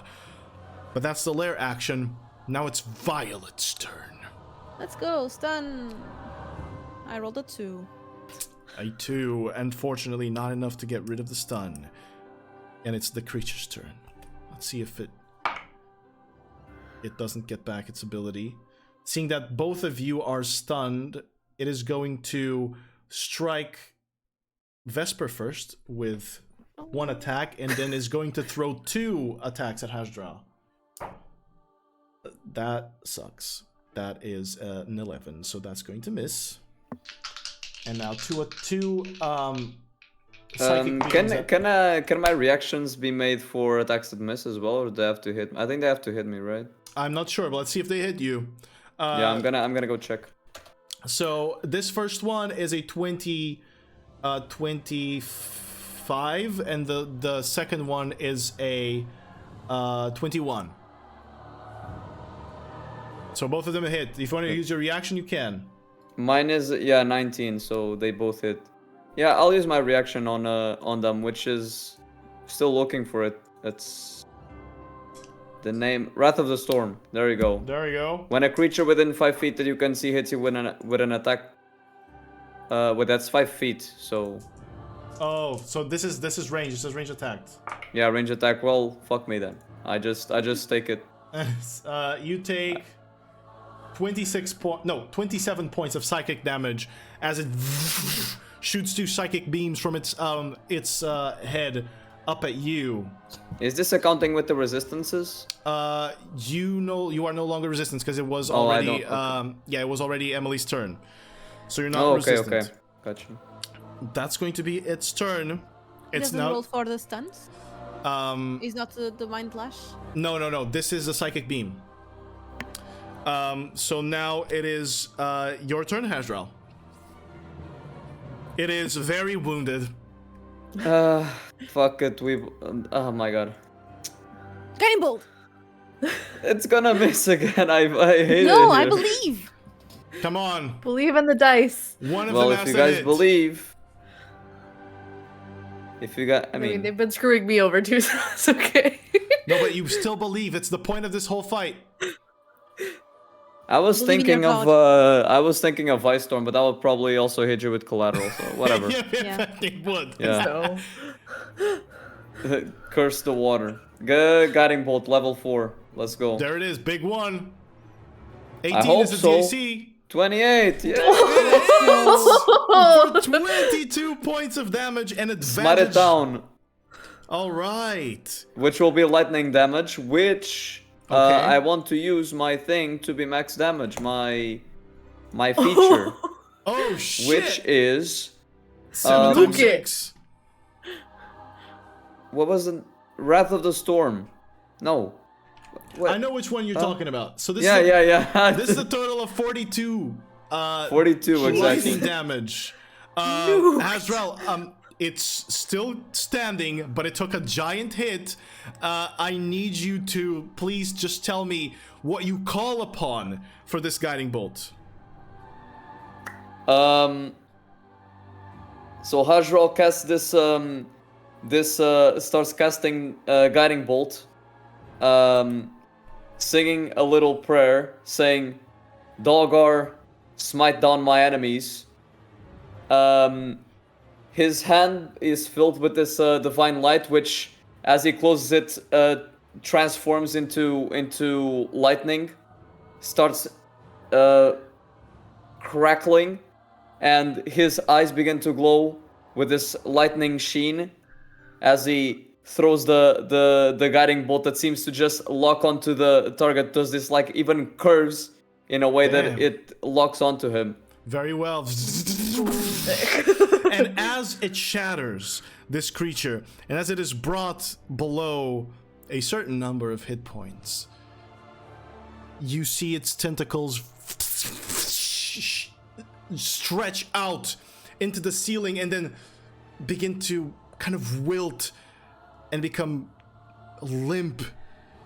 All witness reality and all stun effects caused by this creature are cleared as of right now. Violet, you're free. It is now, you look at it, no bigger than the size of a man. You see the creature faceless with the one eye, with its tentacles down, frail and weak, but still engaged with you and looking at you and looking at the best way of getting into your minds. But it has lost its legendary actions for this turn, and it is now Vesper's turn, unless Haj'Draal wishes to move. Yeah, I'll walk closer to see Vesper beat the shit out of him. All right. I'll move over here. Yeah. Vesper, And I'll end my turn. your turn. We unload again. You unload again.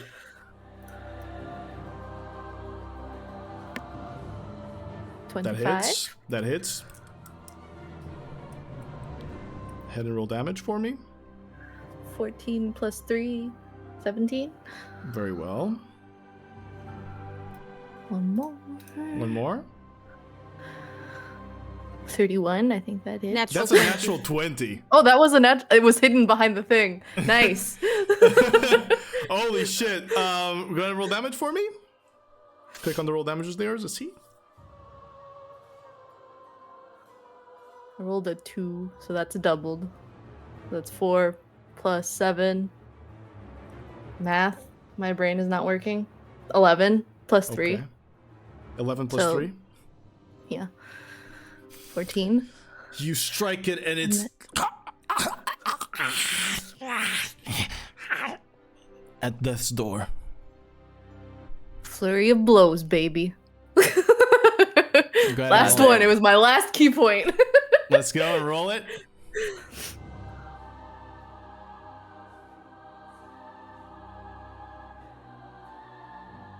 $28. You don't need to roll damage, Vesper, because it is at 1 hit point. And Oh. I want to now ask you, not just you, Vesper, but everybody here, everybody from Velox Mors in this very moment, as Vesper is bringing down this creature, I'm sure Ray wouldn't mind if everybody gave their input on how to finish this, because this fight was not a fight that you could have done alone. These are not powers that you could have unlocked alone, but powers that you've unlocked with each other. So I want to ask Velox Mors, please describe to me how you break the Weaver's thread. We Why bite am I it. waiting? I'm joking. With the power of friendship. What the fuck? I want Emily to dance with it, and then we kill it. She wants Emily to dance with it. Okay. Like if she starts takes it up, like she's gonna Yeah. do a dance with it, and then the three of us just dogpile on it. Yeah, Does, ballroom does dancing. everybody agree with this? Sure. So, So if you Emily will- can get her dance. if you'll allow me, in that moment where Vesper gets the final punch from the flurry of blows, Emily, you have been waiting for this creature to let down its mental defenses, and you play just the simplest chord. And on that chord, the creature's mind is altered, and it awkwardly takes a shape. What dance would you like it to make for you? Cha cha cha. It takes these awkward steps in threes as its hands bend and its bones crack. And then Violet, or actually Haj'Draal, how do you contribute to this? What do you do towards this creature as it's dancing this horrible dance in pain? Your life is nothing. All right. I mean, I can. The only thing I can do is literally just finish it off because I don't know what else to do. What else I could do? Stab it with your Tempest's Judgment through the heart, immobilizing it in that moment, and the searing green light in your fist presents the opportunity once again, attached to Vesper's key. Violet and Vesper, I will give you a moment here to show these two what the double V's can do. So Violet, how do you want to combo this with Vesper, this final part as it is immobile and trying to do this awkward dance? I don't know. I would say we can both go running and fucking uppercut the shit out of his head. You're gonna short Yukin the guy and just rip his head off. Yeah. You just dragon punch sick. him. Jesus Christ. All right, and with radiant green light and this pink key energy fusing into both of your hands as you raise them up, the head of the creature is separated from its body, and it falls limp. And you see ahead of you that giant flesh head with stretched skin begin to wilt and turn gray and crack inside as the skull breaks. And you stopped something from happening in Port Nemelli. Something that you can't quite understand yet. But that will bring us finally to the end, 1 hour over. I'm so sorry. That was sick though. Today's episode of Requiem. I just thought, I didn't expect this to take so long, which is my bad, totally. But I also thought that we're not playing for 2 weeks now. So we might as well just end the fight, or else it's a 2-week cliffhanger into how it ends. So I made the executive decision for you guys, because this is what I do. I make decisions for you.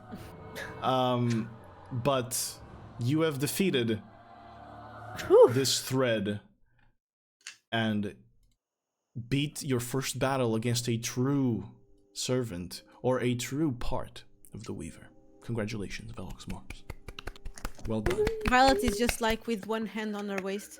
Maybe you should have interrogated him. Oh well. Too late now, he doesn't have his head. I mean, he looked so frail, I don't know if he would say anything. We'll never know now, but anyway, great job, guys. Fantastic job. We still have a cliffhanger though, because we don't know if Omar's okay.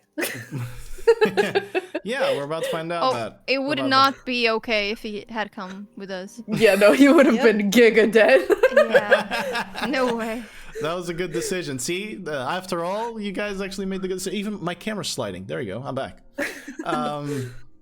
Anyway, thank you so much to everybody watching out there, anybody who joined in new. Really do appreciate it. We went over our scheduled time, which is usually 2.5 hours. But as we said, the next 2 weeks, we don't have any episodes, so you have an extra long one to enjoy with this fight. They have beaten some of their worst fears. In this moment, they have overcome and brought a little bit of hope back into this world. So let's see the aftermath of this battle on the next episode and see what really transpired, see what really happened here as they faced a threat of the weave. Anyway, great job, guys. Everybody take care. We'll see you in 2 weeks.